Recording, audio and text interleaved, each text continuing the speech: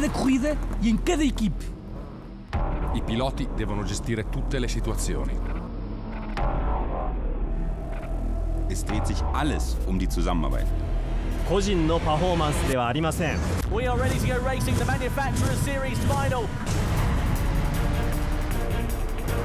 Look how fast the Jeep gyros in straight lines, and here comes Aston Martin round the outside there. We ride on board with Mitsubishi. They're going to go down the inside of the first corner. Il faut saisir chaque opportunité. Outside Porsche get absolutely kept. Wow, absolutely. Oh no, they slide. There's contact. Y sobre todo, no cometer errores. Corbin hung out to drive. This is an absolutely brilliant race. Oh! Ma alla fine se la squadra riuscirà a gestire la pressione. They're coming fast. Mitsubishi? Yep. Aston Martin there, up into the lead of the race, and Aston Martin are your champions here. Qui montera sur la plus haute marche du podium.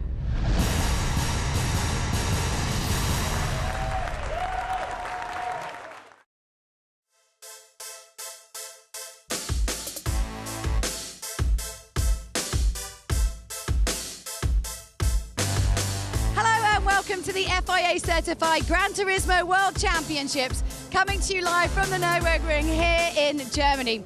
Now we're on leg 2 of our world tour. We were just in Paris. We've got a bunch more stops to go. We're going to be traveling the world. It's very exciting. I'm very excited. Now, today is all about the Manufacturers Series. We have the Nations Cup tomorrow, but today is all about team racing. Now, if you don't know how the Manufacturers Series works, let's take a quick look. So, okay, we have 12 teams, each with 3 drivers. They pick who they think is going to be their fastest to race in a time attack, which will denote their position on the grid. Then we have races 1 to 3, so each driver will be taking turns. And then the final race, where basically all 3 drivers have to race, and that is for double points. So really, everything can change at that very, very last moment. And of course, only one team can win. So, let's take a quick look at some of the qualifier standings as they are, and we can kind of see how we're going to be going into the layout for today. So we have Mercedes in top position, then Toyota, then Lexus, Porsche, Audi and Hyundai. And what's quite interesting actually is because a lot of the drivers have switched around in the Manufacturers Series. You see a lot of new faces or, you know, drivers racing for different teams. Actually, Mercedes, Lexus and Toyota are actually the only ones who've got returning drivers racing for them, and they are actually featured within the top 6. So read into that what you will. As I said, all the drivers are incredibly excited to be here, and it's hard not to be because you can actually hear the cars racing around the track as you are racing, playing Gran Turismo in our studio. Simon Bishop came all the way from New Zealand. As you can see, it really is a world tour, and he has been tweeting online about how he's terribly excited about the event. To be honest with you, everyone is. We all are. We're all really, really excited, because how can you not be? Listen. Just a bit good, really, isn't it? But it's not about what we think and what the drivers think. We want to connect with you guys at home, so we thought we'd pose you a question. Aston Martin won the Manufacturers Series last time. Do you think it was a bit of a one-off? Hit us up using the hashtag FIAGTC or GT Sport, or if you have any other kind of questions, comments about the event, we would love, love, love to hear from you. So I think it's enough from me. I need to get back to the studio, but in the studio right now, I have my wingmen for the weekend, Tom and Jimmy. Tom and Jimmy, can you hear me? Did you hear something? Something wrong on the headset, mate. I reckon. Yeah, I didn't hear anything. No, all joking aside, thank you very much, Julia. Welcome to the GT Desk. Welcome to World Tour 2 for the FIA Certified Gran Turismo Championship. My name's Tom Brooks. Alongside me, Jimmy Broadbent. And Jimmy, exciting to be back. And, well, what's better, we've got commentary here in 7 different languages. That's crazy, isn't it? It just really shows the representation that we have here for around the world in Gran Turismo. And again, look at them all down there. Give us a wave, boys. No, they're not going to be doing that today. But it's great to be here in the Ring Boulevard alongside the Nürburgring 24 hours. You can see in the bottom left-hand corner of your screen then, our drivers are just about getting ready to start their flying laps for the top 6 qualifiers. So I think we should go over to that, Tom. Yep, absolutely right. Let's have a quick look at the circuit we're going to be at, though. The Nürburgring 24-hour layout, then the Nordschleife. You can see it on the right-hand side of your screen. 174 corners. Group 3 machinery for this time attack session. 2 laps for the drivers to complete. 2 times fuel consumption, so not really a real big concern there. But Jimmy, only 2 laps, a very, very long circuit. It's crucial to get those laps in. Yeah, basically just an out lap and a flying lap is what it is right now. And of course, we've been keying up our drivers because we're very merciful. We aren't going to show you guys the out lap. We'll show you guys the flying lap. And that's where all the drivers are coming through now. So here is Mercedes-Benz, of course, the provisional pole sitter from yesterday, we should say. They're first out on track and will be the first to set a representative that time, making their way on the first sector right now. You can see this our beautiful venue here in the bottom left-hand corner. All the drivers up there on their rigs, no doubt concentrating as it is. Tom, I can't tell you how good it is to be back here at the Ring Boulevard. I was fortunate enough to be here last year, and just the improvement of everything here has been absolutely fantastic. Yeah, it really is. It really is massive, as you say there, Jimmy. The World Tour event has grown and grown over the last year or so, and it's great to be back at its birthplace here at the Nürburgring, as you say. So you're probably wondering, if you've just joined us, how these drivers, how these manufacturers, I should say rather, got into this top 6 qualifier session. Well, we had an overall qualifier yesterday for the 12 different teams, and the top 6 teams progressed forward into this top 6 qualifier. That will decide the top 6 positions on the grid. Here is Toyota there, Jimmy, and it looks like they're going to be having a little bit of a moment, a little bit of a run wide on their flying lap, and straight into the barrier as well. So that's not going to help them at all with their grid position. Well, that's Yamanaka, if I remember correctly, who was at the head of that car, the qualifying driver for that car. And that's pretty much his flying lap over and done with before it starts. And that's one of the big challenges here of qualifying around the green hell, of course, as it's known by many fans. That literally one mistake around here, you're going into the barrier. Not very much runoff, very high curves. It's all about precision and confidence. Yeah, absolutely right, as you say there, Jimmy. So Mercedes-Benz in second position currently in this session. That is Cody Lukowski, who is behind the wheel of that machine, the Australian driver who actually lives in Macedonia, believe it or not, and he has been very, very quick. If you caught our GT Supra Cup race earlier on today, you'll have seen that he had some very strong pace in there, but a different change of machinery for him with the Mercedes AMG GT3 car, and he is doing some good things behind the wheel of that one there, but he's going to have to be pretty quick here on this flying lap to get himself up into pole position. Now, I was talking to Sly Bishop before the event came up here, the New Zealand driver, as I should probably correct him because you put him Australian the other day. Apparently his mum was very upset. Yeah, I heard about that. But he was saying that Cody Lukowski is one of those drivers that comes to the events and actually gets quicker. He thinks that some people might actually come here and get a little bit slower, but he seems to get quicker. So definitely one to watch out for in the Mercedes there, the AMG. But right now we're watching the Porsche 911 RSL. We were back to Hyundai now, currently in the 5th position, our 5th qualifier on the circuit at the moment. That is Kevin Pounder at the wheel of that car. And Kevin's been, I don't know, he's been a bit anonymous in our qualifying sessions so far. Not really found his rhythm just yet. So maybe a bit different here at the Green Hell, what do you reckon? Well, yeah, absolutely, Jimmy, as you say. I mean, let's not forget yesterday in the overall qualifier, very different conditions, very different circumstances, different cars, different circuits, and so on and so forth. So maybe these Group 3 machineries at this Nürburgring circuit will suit Kevin Pounder a little bit more. But keep an eye out for there for Mercedes. They've actually lost quite a significant amount of time. That's Cody Lukowski, as we said, who is behind the wheel of that car. This is his final flying lap, and he's got 6 seconds to make up, which is a near impossibility. It must have been a mistake somewhere that we haven't caught on the camera. These cars should be going quicker as the lap goes on, but of course we saw Toyota's mistake. We haven't seen Mercedes' mistake, so in which case we're going to be looking a bit further down the field and see maybe one of the other teams coming into play. So here's a replay. Here is Cody Lukowski in the Mercedes-Benz. He comes, clip the grass. Such a common mistake. You try and use as much of the road as possible there, brakes on the grass, bam, spin, round you go, there goes your flying lap. That'll frustrate him, I can tell you that. Yeah, you're absolutely right there, Jimmy, as you say. I tell you, the team that are on the move at the moment is Porsche. They were fastest overall in the 4th sector of this lap, and they're looking pretty handy. Haven't really set the time alight in the following sector, but let's keep an eye out on them. They're currently in 4th position in this top 6 qualifying session. Now, what about Lexus, our Manufacturer Series champions of last year here, Jimmy? What do we think they can do?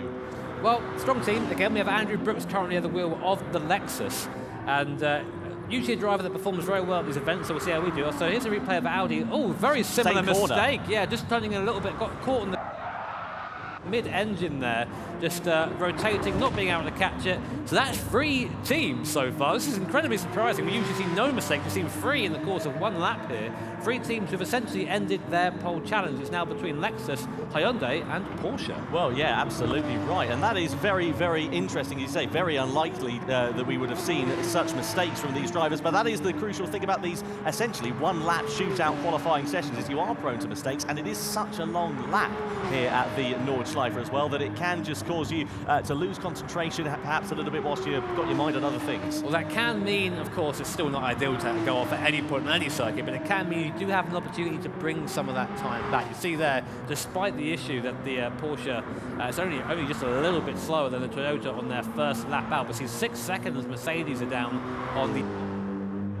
Not looking good at all for those at the moment.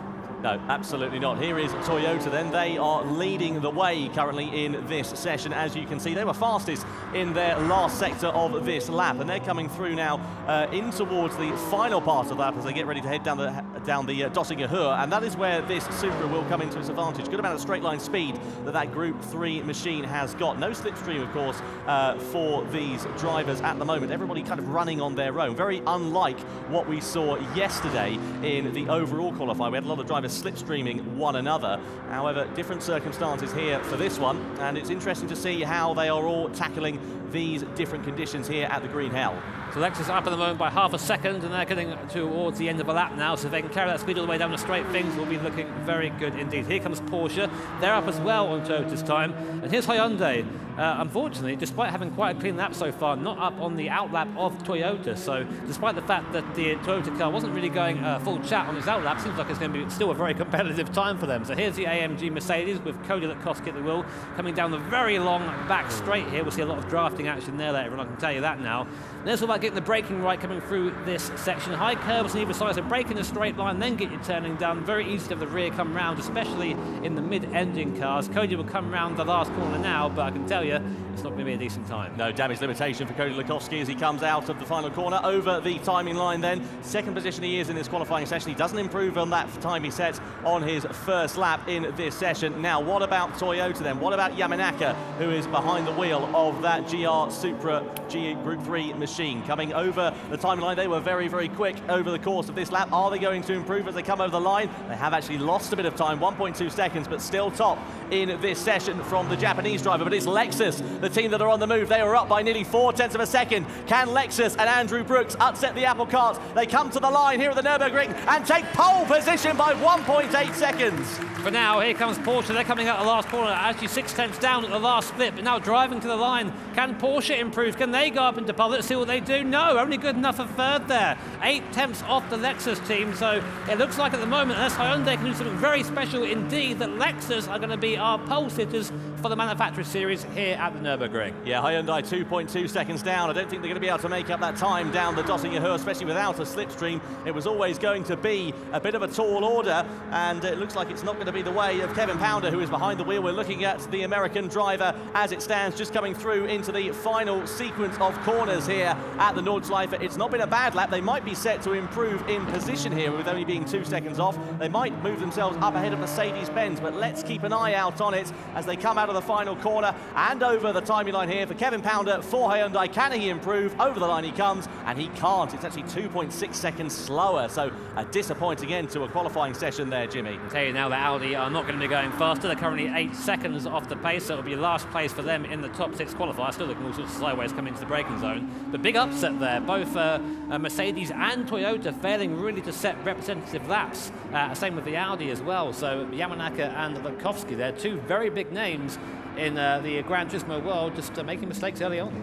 Yeah, absolutely right there, Jimmy. That was Kenta Morimoto in the Audi, who was just coming over the timing line to complete the final lap. But it is Lexus then who are on pole position for the Manufacturer Series race. Now that was a very, very exciting time out there on track. You can see Cody Lukowski there. Well, he looks pretty happy regardless. I mean, it was damage limitation after that mistake he made on that second flying lap there, Jimmy, but still qualifying on the front row of the grid. Not a bad way to go. Yeah, still a decent qualifying session, but you can always wonder, what if? You always, as a driver, you always want to make sure you get that pole position, because just another tick on the bedpost, isn't it, really? Yeah, absolutely. But not for Cody this time, unfortunately. No, well, bragging rights down the pub, really, is what it is for these guys, isn't it? But very, very impressive performance nonetheless. Great to see Lexus up there as well. That's really the sort of the best performance we've seen from them since the World Final in Monaco last year. Let's have a look, shall we, at the top 6 standings that are on your screen there now, Jimmy. There it is, just confirmation. Andrew Brooks in the Lexus takes the pole position for now. Yamanaka in Toyota in second.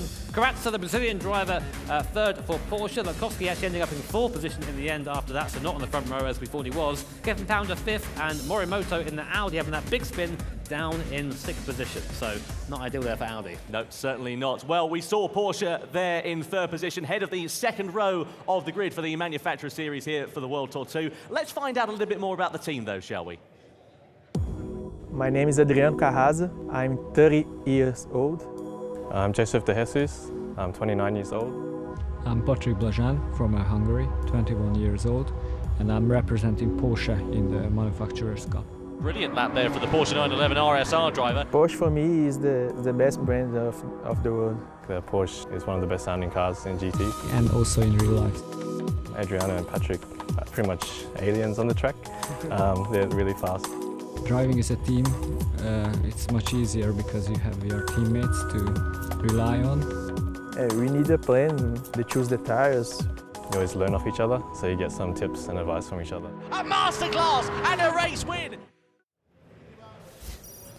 So yeah, I had a profile there of Team Porsche. I mean, coming in third, kind of to be expected. Oh, you say, was that completely different to how you'd imagined it was going to go? Obviously, there were some kind of big errors on that.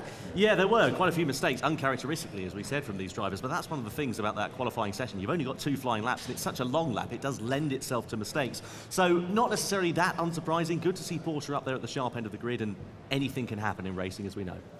And what about Alexis? Do you think they're going to keep pushing forward and keep that kind of pole position into the next race? Well, I hope they can, aren't they? Well, obviously, no one comes here to lose. They're like, yeah, you know what, I want to come in 6th. I mean, it's always nice to see kind of reoccurring manufacturers doing well. Of course, Lexus are champions from last year in Monaco, so they'll be able to try and retain that glory, but a lot of very competitive drivers out there, especially that Porsche team. I think we should really highlight the strength of that team. And De Jesus in the video saying, oh no, I'm not that good compared to these guys, really selling himself short. It really is a very strong team, the Porsche team. And Patrick Blajan, who's always one to watch there, always one to watch. And of course, we're going to talk a little bit about Team Aston Martin, who of course the winners last time of the Manufacturer Series. How do you think they're going to do? It's very difficult to say, but being completely honest, because as you guys know, I mean, there was a different change-up of the manufacturers recently, and none of the drivers from Paris are driving for Aston Martin. There you go, a bit of a stat at the bottom there, but here are Team Aston Martin. Third place in the World Finals at Monaco, first in the Grand Tour of Paris, of course. We really enjoyed that, and completely new driver roster for here at the Nürburgring. Yeah, absolutely. A bit of a left field choice for them to do well, but let's wait and see what they're going to be able to do over the course of that Manufacturer Series race. They're pretty ready to go, though, by the looks of things. They are ready to go. So why don't we take a quick look at the track at Saint-Croix? What can you tell us about this one? Yeah, the Saint-Croix circuit, absolutely fantastic circuit. Fictional circuit in the world of Gran Turismo sport. Let's give you a bit of an overview, shall we, of that track and have a little bit more of an in-depth look at it with some on-screen graphics, because it really is a unique challenge, this one here, Jimmy. Let's have a look at it now. You can see there 14 corners in total, running in a clockwise direction. A few tight and twisty corners there, which could lend itself to a few mistakes. It's something you don't really see from the track now, because it's actually quite a wide track, so quite easy to overtake here, especially at T7. See the penalty line there just after T6. You make a mistake, you're going to be penalised quite severely for it, so watch out for overtakes there down into T7. Yep, absolutely right. It is going to be very exciting to see how these drivers will fare over the course of this one. 5 laps for them, 2 times fuel consumption, 12 times tyre wear, and a rolling start for these drivers in the Group 4 machines as well. Very different to the Group 3 machines that we just saw out in qualifying. Well, before we kick everything off, I think you guys at home have had something that you'd like to share with us. So we've got Bellin says, Angelo will always be trying to make sure that Aston victory wasn't a one-off.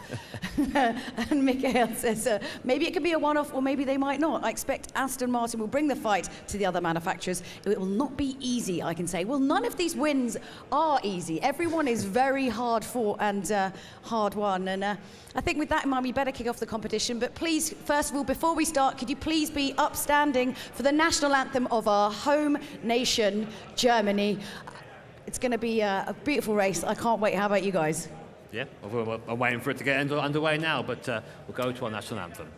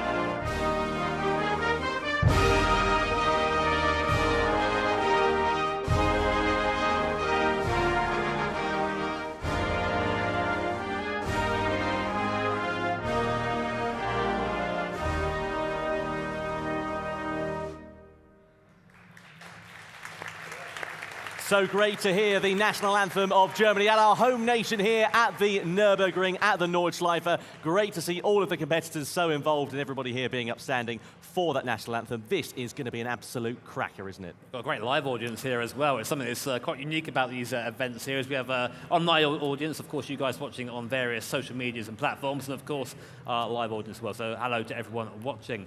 But anyway, guys, we're going to see if we can get our starting order up on screen for you and let you know what we are in for in this race. So as you can see, as you'd expect, Lexus starting on pole position there with Kawakami at the wheel. In second is Toyota and Porsche in third position. Now, interesting to know, our manufacturers champions from last time out, Aston Martin, all the way down in 10th position. Yeah, lots of work for them to do, as you say, Jimmy, from right near the back of the grid. And also, likewise, work to do for Chevrolet and Young there, right at the very back for Chevrolet and the Volkswagen team. So lots of work to be done here ahead of this race. And just to remind you of the race, as well as we said, the Saint-Croix Circuit Group 4 machinery. Let's get ready then, shall we? And get ready to get this race underway. Race 1 for the Manufacturers Series is about to go.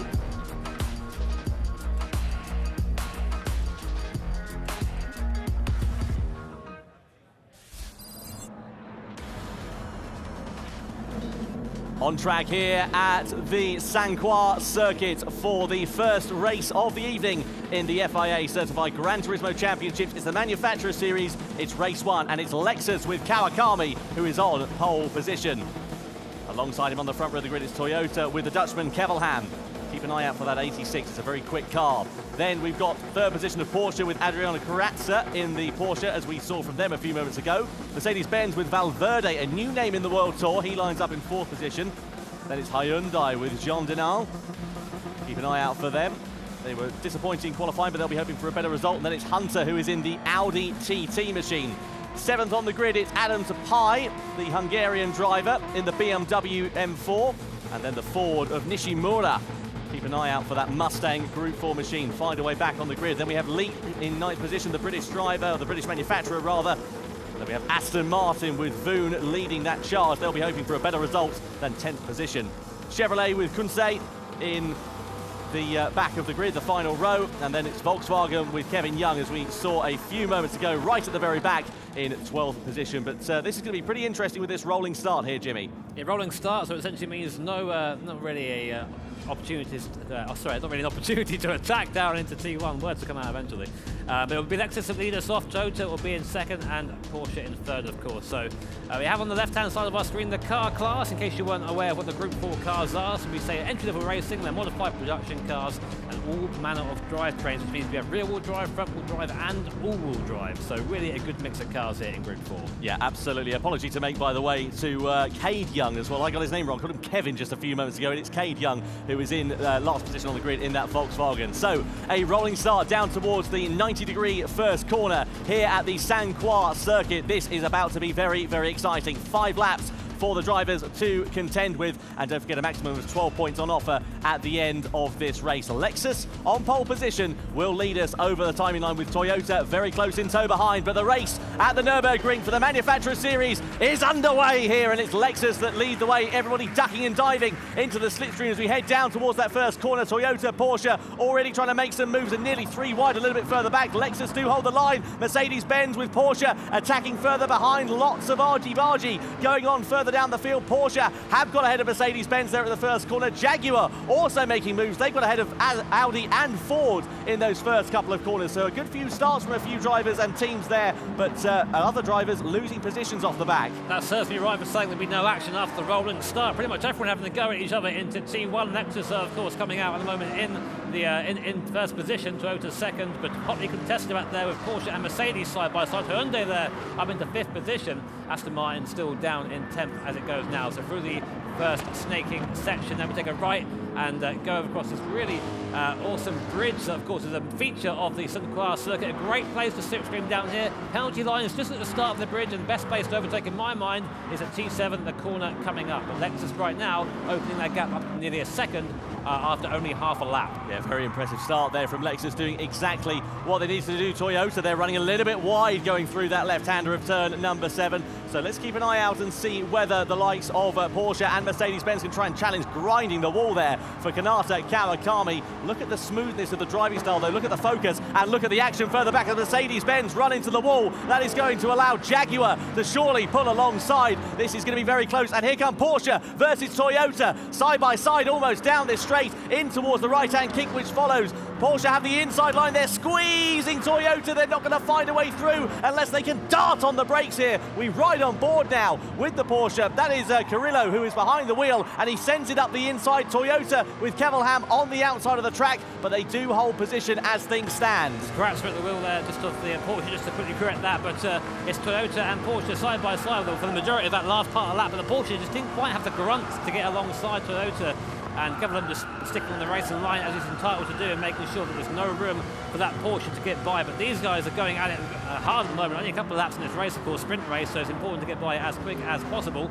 Toyota there coming round. But what this means, of course, all this fighting in the background, Tom, means Lexus is just putting away nearly 2 seconds in one lap. A great start for Chevy in the background getting a little bit loose. Aston Martin moving back up into 10th position, but a dream start for Lexus. Yeah, absolutely right there, Jimmy. Meanwhile, Aston Martin have not had a dream start. They've held position at the end of this first lap down in 10th place. Volkswagen have managed to leapfrog Chevrolet right to the back of the grid. That's like a nice little battle that's actually going on between those two different manufacturers at the moment, but it is still Lexus that are leading the way, 2.1 seconds ahead of the rest of the field at the moment. A very commanding lead, and here come Porsche versus Toyota, Jimmy. They're still going at it here on lap 2. Yeah, Porsche up the inside of Toyota, finally make the place, and Toyota now relegated down to 3rd position. I think the Porsche driver really wanted it. He was really trying to get by. Now the question remains, can he now pull up to the back of Lexus? These guys have been fighting so hard that Lexus have pulled a 2.5 second gap, and with only 3 laps left to race, it's going to be quite difficult to pull that back in. That's a very pretty view there, isn't it, Tom? As Hyundai just trying to avoid the dust there kicked up by Toyota. But it seems that the 2nd, 3rd and 4th, and actually Mercedes-Benz just behind us are very close together right now. But again, Lexus enjoying a comfy lead. Yeah, absolutely. Well, it will change. Here comes Hyundai looking very close and very menacing on the brakes. So strong braking there from Jean Denon, who is behind the wheel of that car as it stands here in race number 1. Don't forget, of course, the manufacturer series, they've got 3 drivers per team. They've had to elect a different driver to run in each race. And, of course, the final race, we have pit stops, we have different tyre compounds, and we also have, crucially, driver changes as well, which makes it a very unique thing here for the manufacturer series. Definitely. It means that the team cannot win with one fast driver. It truly is a team effort.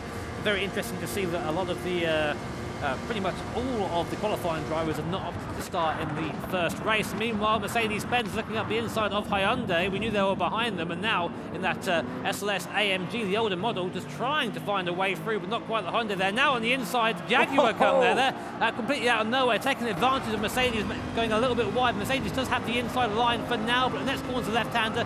Jaguar pulls back and says, okay, fair enough, but it just shows you that any tiny mistake here is going to be punished by the driver behind. Yeah, absolutely. It's Bernal Valverde who is behind the wheel of that car as things stand, just going through the right-hander. They're very, very close to the back of the Hyundai now as we ride in cockpit with the Mercedes-Benz. Are they going to be able to use the straight-line grunt of that AMG machine? And what about Jaguar as well? They're very close in tow. Mercedes-Benz pull to the inside line down towards turn 1. Are they going to make a move on the brakes? They certainly are. They send it up the inside, and they claim 4th position on the apex as well.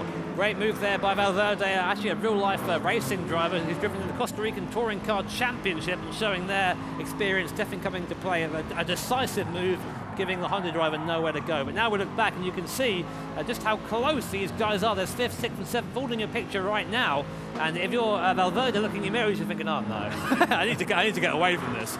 No, absolutely. You're completely bob on there, Jimmy. I tell you what, that battle for 2nd position still isn't over as well. Porsche versus Toyota. They are very close on screen as things stand, and the gap between them has stayed about the same over the last couple of sectors or so. You can see Porsche there using all of the track and some that they shouldn't as they come down the straight in towards that 90-degree left-hander of turn number 7. All of these cars, though, so closely knit in terms of performance, and that really does mean the driver skill comes into it quite significantly. So let's keep an eye out and see how things will go over the course of this one. Still 2 laps to run here. Racing hard tyres for these drivers as well, so tyre wear shouldn't be too much of an issue over the course of this one, but anything can happen in motor racing, and it usually does. So let's see whether anybody makes any uncharacteristic errors in the final couple of laps of this race. pace. We're on board with Leach at the moment, behind the driver. Now we are literally on board. You can see Speedo there in the bottom right-hand corner of your screen. 220 kilometres now, it's about 140 and still climbing in the toe of the Hyundai in front.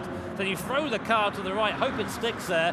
If you go a bit too wide, you end up in the grass, and the track kind of naturally slows itself down. So the Jag, very quick in the straight line, tries to look around the outside of Alexis. He's still there on the outside. He might have it actually, but anyway, the battle for second place is going strong because Mercedes is involved as well. Toyota, Porsche, and Mercedes-Benz all vying for the same piece of circuit, side by side. Porsche and Toyota. Next corner to the left-hander, so that'll benefit the Porsche. But the Toyota tries to keep in front. Here comes Valverde and the Mercedes-Benz. He's going to take both of them. Thank you very much, says Valverde. You find it out. I'll take that. Mercedes up to second position. That was absolutely incredible. Valverde doing a brilliant job and taking advantage where others faltered. With now 2 laps remaining here in a few moments' time, that is going to be very exciting, a very tantalising last 10 kilometres or so here at this circuit. Down in towards the first corner we go as we ride on board with Mercedes-Benz and also Jaguar and Ford coming into play here as well. And you can see the battles taking place further back, and the overtakes for position. And Toyota have lost out big time here, Jimmy. They've gone from the podium positions down to 7th place. It's what happens when you start getting involved in fights a little bit too heavily. Sometimes you lose one and then they get just shoved off into the grass. But you see there, Toyota really quite frustrated at this point, just trying to gain back some positions. But now Ford coming into the mix. There's BMW back there in 8th position. But I'm still recovering from that fantastic opportunistic move from Valverde. That was an absolutely great move. That's exactly what you need to do in these events. You need to really seize those opportunities when they come. Otherwise, you're going to end up staying in the same position you are. So we'll stay on board with BMW. Again, round the right-hander now. And let's see how the exit is. And not great, getting wider and wider as the tyres are wearing, Tom. Yeah, it seems that, as you say, Jimmy, these drivers are just beginning to struggle a little bit with tyre wear. You can see a little bit further back as well, Audi versus Aston Martin for position as well. That was getting pretty close in terms of the slipstream and down towards turn 7. Were Aston Martin thinking about a move? They certainly were, but Audi took the position nicely back going into that corner. So the positions remain unchanged as things stand. Bit of grinding on the wall there from the Hyundai. Jaguar looking pretty close, actually. This is a good performance here from Jaguar because they've been relatively lackluster, I think it's fair to say, so far in the manufacturer series. So good to see them fighting inside that top 5 at last. So that Jag's pretty fast in a straight line, so it's using an opportunity down the straight to try and get onto the back of the Hyundai and then pulled by after the toe. Now we're seeing the opposite situation at the front now. Mercedes-Benz having to defend from Porsche in the background. Jaguar and Hyundai side by side again. Hyundai defending the inside line. Jaguar trying the outside line once again. He's going to try and keep it there. Next corner's a left-hander, so Jaguar might be able just to sneak through. Let's see. He's on the rear quarter panel. He's going for shorter line. Jaguar does slip by the Hyundai driver here, but they're still side by side at the moment. Looks like Jaguar's got the move done. Jaguar up to P4. Very, very close racing indeed. And look at this as well for position. Hyundai looking pretty close, but Toyota coming back into play now as well as we head down towards the right-hander. Jaguar on the inside, Hyundai on the outside. Here comes Toyota through on the inside of the final corner. What a move there. Absolutely brilliant stuff from the Dutchman of Kevelham, who's behind the wheel. They're still side by side as we run down the straight and heading down towards turn 1. It's Toyota with the inside line. And here comes Ford into play potentially as well. Toyota down the inside of Hyundai. They get track position, they take the position, but can Hyundai sort something out on exit as we come down towards turn number 2? Yeah, Toyota were kind of forced to send the car deep into the apex there, slowed up on exit, but defended the inside lines. They kept the position for now, but these guys are nose to tail. Meanwhile, of course, while all this is going on, Lexus at the front of the field are now 5 seconds ahead. This is pretty much their race if they get to the end of this lap. Of course, we'll keep an eye on that as we get towards the end of the lap, but the battle for the midfield is absolutely fantastic. Hyundai trying to come back at Toyota, not really a place to do it down here though. Best place to do it is on the back straight with the toe and then try and make something from there. So we have Jaguar, Toyota, Hyundai all in your picture right now. The battle for second is still going on as well, and Mercedes-Benz making a mistake, big mistake there from second place Mercedes. They go down the order, down to 7th place. Terrible. Oh, that is absolutely a shame for Valverde there. Let's see what happens. Here's a replay. So Porsche and Mercedes-Benz very close together. I think he just went a little bit wide there coming onto the bridge. Let's see if that was right. No, it's a bit earlier on in the lap where Porsche and Mercedes were a bit close together. But I think what he did, Tom, is, as we were saying, a bit wide going to entrance the bridge, clipped the wall, and that was it. Here it is, actually. Yeah, let's have a look and see what we can piece together what happened. He's just behind Mercedes-Benz. Here is Valverde at the moment, just going through the right-hander, then flicking it into the left. He's a little bit offline. He's in the dirty air, then coming into the right-hander. They actually came into contact there, Porsche versus Mercedes-Benz, and into the barrier as well, straight into the scene of the accident. No penalties, no investigations being flagged up on our screens by the stewards here, so it should be a clean run to second position there for Porsche, but it is a clean run to the race lead for Lexus as things stand, but the battle is still raining on for third and fourth position. Here is Toyota trying to find their way through against Jaguar as they come through into the left-hander and into the crucial final couple of corners on this San Croix circuit. Lexus, of course, now only one corner away from taking their first victory of the World Tour here at the Nürburgring. I think it's going to be them, but the battle's still raging for third and fourth. We'll get back to Lexus in a second. There is Lexus coming across the line to take the win of the first event of the Manufacturers Series here at the Nürburgring 24-hour circuit. Let's go back down to second and third. Lots of shouting going on in our ears. That's Porsche in second. Jaguar is just going to hold on to third from Toyota. Great recovery from them. Hyundai fifth, Ford sixth, BMW seventh, and Mercedes-Benz dejected down in eighth position. Well, that was absolutely incredible. You can hear the team radio in the background as well after that one for Team Lexus, and that was an absolutely brilliant result for Kanata Kawakami. He looks pretty relaxed after that one, but I can tell you he's probably pretty mentally exhausted because that was a lot of concentration. They didn't have a lot of competition from behind in that one, but still, just to try and keep yourself on the straight and narrow is very important. Bit of an easy race already for Kawakami, just kind of pulled away, let the others scrap it out for second place, and he came home 6 seconds in the lead. Pretty much the ideal start there for our champions from last year. So what we're going to do now is pop over to Valverde, the Mercedes-Benz driver, and get his view of what happened in the race. So hey Bernie, it's Jimmy up here on the desk. Race of really two halves for you, it's fair to say. A really fantastic move at the start of the race, but maybe shuds wide at the end of the race. What's your take on the incident with the Porsche there? Well, it's definitely very disappointing after doing a very good race, I think, in my opinion. I was trying to avoid battles, actually. Trying to keep my race as clean as possible. My team has done an incredible job, and I really trust them. I really wanted to give them a good place in the starting grid for the next few races. But yeah, unfortunately, a contact like this threw me from second to ninth. This is not only going to cost us a lot of points, but also starting places in the next few races. I mean, of course, we don't like to see races end that way, but also I think we have to pay you some respect for the fantastic move there up into second position when I think it was the Toyota was scrobbling with I think the other car. Who was the other car? There was a scrobbling going on, but that was a great move. I mean, was that kind of premeditated? Do you think I'm going to let these guys fight and then try and sneak through, or was it just oh, okay, I'll take that then, please? Yeah, exactly. It's part of the stuff I've managed to learn, and I've been looking forward to play all this and in Gran Turismo racing, and unfortunately it ended with a very complicated contact polemic move over there. So yeah, unfortunately I'm just gonna keep on with my teammates now. Well, a bit of a shame there, Bernie. Thank you so much for joining us, and still all very much to play for. 2 races left. Well, that was absolutely thrilling in every single way. What a great way to start off the Manufacturer Series. So many talking points over the course of that race, and we'll be having a look at the particular battles between Mercedes, Toyota and Porsche as well over the course of that one. But what were the highlights aside from that for you, Jimmy? I'd say just the dominant performance from Lexus. I know it seems like an easy thing to say, but you're always watching that gap when you're sitting here and watching a live timing, just seeing it go up and up and up. Even when Porsche did finally get into second position when battling with Toyota, they couldn't do anything. Kawakami was just so quick. Yeah, he really was, and that was the crucial thing, wasn't it? Getting that breakaway out in front of the early stages, having those good first couple of sectors, and he managed to get a gap towards the end of the lap. It was 2 seconds at the end of lap 1, and then it would increase to over 5 seconds at the end of that race. Let's have a look at some replays from that race then, shall we? And talk about those very key points over the course of this one. This is Mercedes versus Toyota versus Porsche. So here was the move we were talking about earlier on. So we had Porsche and Toyota having a little bit of a scrap, and then you see in the background Valverde just lurking there. A little bit of contact between Porsche and Toyota here that allows Mercedes-Benz to go, okay, up the inside, I'll take that. Second place and right place, right time. Yeah, absolutely right. That was very exciting. Let's hear some team radio here as well. Possibly. No, we'll get that a little bit later on in the replay section. This is Toyota up the inside of Hyundai a little bit later on in that race there. Setting up the inside of the final corner. That was an audacious move that we saw on board at the time. And you can see here Jaguar versus Toyota versus Hyundai. And that was where we saw Mercedes-Benz coming to strife on the final lap after the contact with Porsche. Big disappointment. Let's hear the team radio, though, from Lexus as they won the race. Yeah, you can see there Porsche as well, and here is the team radio then that we will get following that one. we do manage to get that now. Yeah, eventually we do manage to get the team radio. I teased it a couple of times, but we managed to get there in the end. Well, that was absolutely fantastic. Let's head over to Julia then. Julia, who have you found?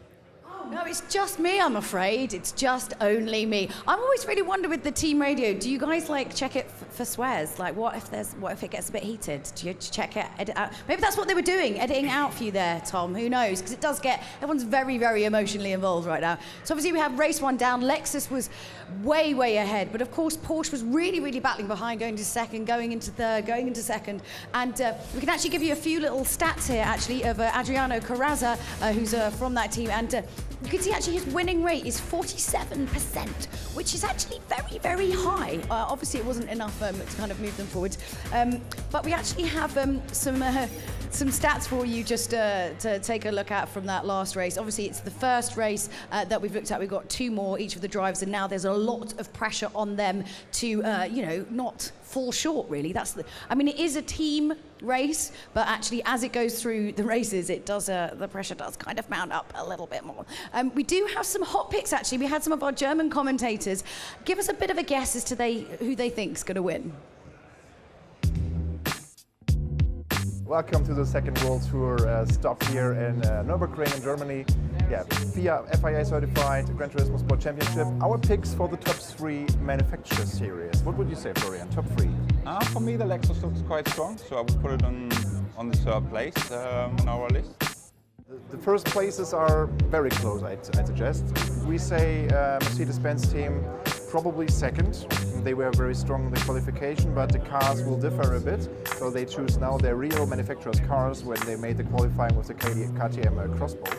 Top 1, Porsche. They won the 24 hours last year here, so maybe it's a good ground for the Porsche at the Nürburgring. Very German pick. Well, interesting to hear the German commentators' hot picks there. Unsurprisingly, German manufacturer at the top as well. Yeah, I know, very typical.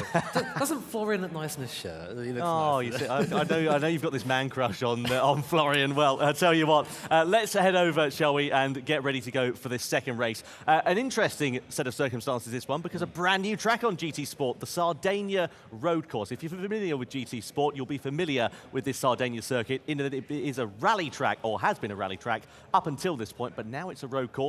So a different sort of challenge for these drivers. We always like to make it difficult for our guys, don't we? I mean, they've come here, of course, they can practice all the other tracks at home. This one they can't.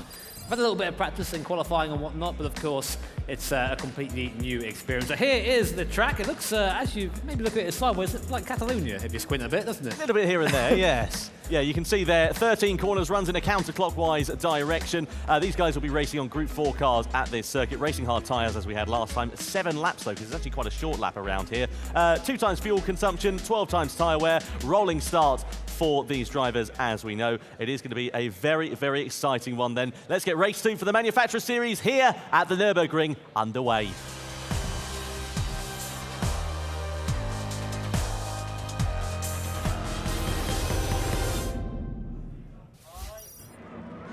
Race 2 for the Manufacturer Series here at the World Tour event for the FIA Certified Gran Turismo Championships about to get underway. The grid positions decided by the race result last time out. So that, of course, does mean that we have Lexus on pole position.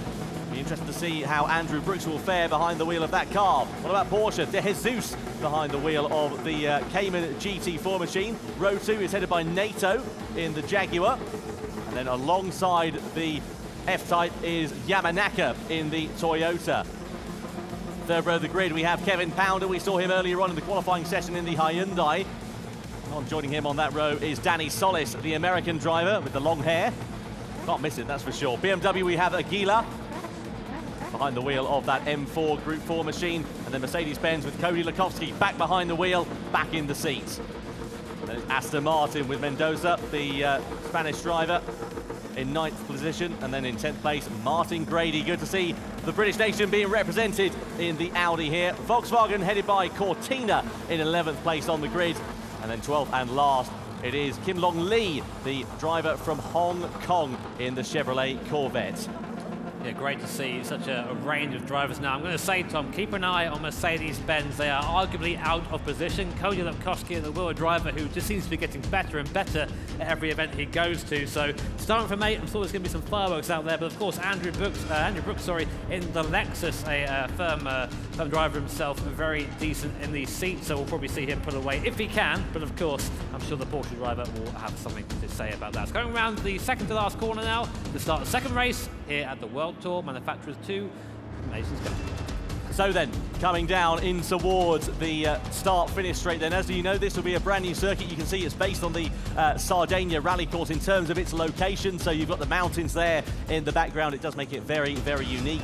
So let's see what will happen down towards that very crucial and very tight first corner. So Lexus leading the way ahead of Porsche. You can see the drivers primed and ready here for World Tour 2 at the Nürburgring Manufacturers Series. Race 2 at the World Tour is underway at the Sardinia Road course. Now down towards the first corner, is anybody going to think about a move? Well, Jaguar immediately used their straight line speed advantage over Porsche and ducked to the inside as we head over the brow of the hill, down towards the tight first left-hander, and also Toyota making moves, and Mercedes there in the background. Bit of contact almost between Jaguar and Porsche, and Toyota now taking advantage. Lexus hold on to their race lead, but Jaguar, Toyota making advantage where Porsche struggled. Mercedes-Benz there in 5th position, and also BMW and Ford also getting pretty close. And here comes Chevrolet down the inside as well. They were looking to move on Audi and Aston Martin, and they managed to find their way through. But this is a great little battle, and Mercedes down to 5th position. Look at this though as well between Porsche and Toyota. It's so close here in this opening lap. So Mercedes, Tom, up from 8th on the grid to 5th already. I told you to keep an eye on Cody, and there he is already making his way up the field. But yeah, Porsche, horrible start for them. A bit of contact with Jaguar, but that puts them down to 4th position now, ducking and diving, coming to the heavy braking zone. In the background, BMW looks up the inside of Ford, gets it done. So that move, there's going to be a little bit of investigation there between Hyundai and Porsche, some contact there as well. And meanwhile, Porsche and Toyota side by side. Porsche has the inside line, back up to 3rd position for now, but of course, look how close these cars are. In the background, Cody Lepkowski is looking up the inside of Toyota for 4th position already. That'll be 4 positions in half a lap. There he goes, what a move! Brilliant stuff from the Australian. As you said, Jimmy, keep an eye out for him in the opening lap. And as the lap begins to finish, he does take 4th position and is now, as you said, up 4 positions from his race start. Meanwhile, Lexus, they're doing exactly what they did in that first race. They're romping away with it. They're 1.6 seconds up the road of Jaguar as we ride on board, meanwhile, with the Toyota in 7th position, trying to find the way around the outside there of Ford. They have to try and go the long way round and take the longer line. They can't find their way through, as Ford as well are trying to look ahead of BMW for 5th. Yeah, not quite a path through there for Toyota. You see the battle there in the background there, Audi and Aston Martin going side by side. Aston Martin up the inside. Can't help but say it, Tom, but it's not been a great start for Aston Martin so far. They're saying that they are going to try and come back at the Audi on the inside, at the inside line, short to line, but they have to wait to get the throttle a little bit. And now we go downhill. Lots of elevation change at this new Sardinia circuit. Yeah, and Martin Grady, I should say, rather, behind the wheel of that Audi. Mendoza behind the wheel of the Aston Martin. So let's keep an eye out and see how that will change. BMW, meanwhile, having to defend quite heavily there from Ford. In 5th position, and Audi are off. Audi have got off, so that is a big, big shame there for the British driver, Martin Grady, who is behind the wheel of the Audi TT machine. An absolute disaster there for the British driver. Hopefully we'll get a replay and be able to piece together what happened. We'll see whether there were any investigations by the stewards, because it looked like there was a bit of contact going into that particular turn, but that was a big, big shame, and you can see it is actually under investigation. I can just see from where I'm standing a shake of the head there from Martin Grady, who's straight on the team radio, so maybe venting his frustration. I'm sure we won't be able to listen to that afterwards. So Ford here on the outside of BMW again, trying to use the grunt of the V8 motor in that Ford Mustang. BMW on the inside. Who's going to be the late breaker? Looks like they're both breaking at the same point. BMW has the inside line. Ford turns in. He's only going to meet a door there and gets shoved out wide there. BMW driver has absolutely no intention of giving the Mustang any room. Meanwhile, at the front, Cody Lepkowski in the Mercedes-Benz, and the Porsche driver as well, fighting for that 3rd position. Very, very exciting racing here at this Sardinia road course. A brand new circuit on GT Sport and providing a lot of excitement. I'll tell you what, the BMW have dropped right off the back here as well. They've managed to get ahead of Ford in their quest. This is what happened though between Aston Martin and Audi.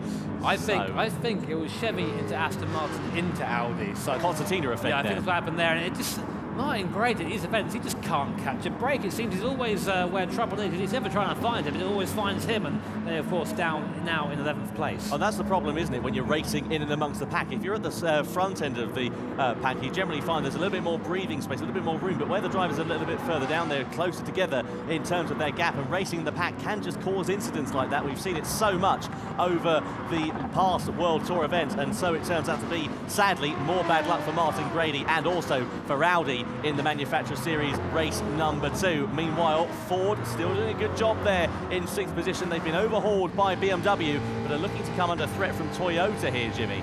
Yeah, a bit more spread out in this race, what we witnessed at the St. Croix circuit, but of course Slipstream here coming down the front straight, looking back there from Ford. You can see Toyota a bit better on the brakes there, a bit lighter that car, a bit more nimble than the relatively larger Mustang. Meanwhile, at the head of the field, Jaguar, Porsche and Mercedes are now starting to bunch up together.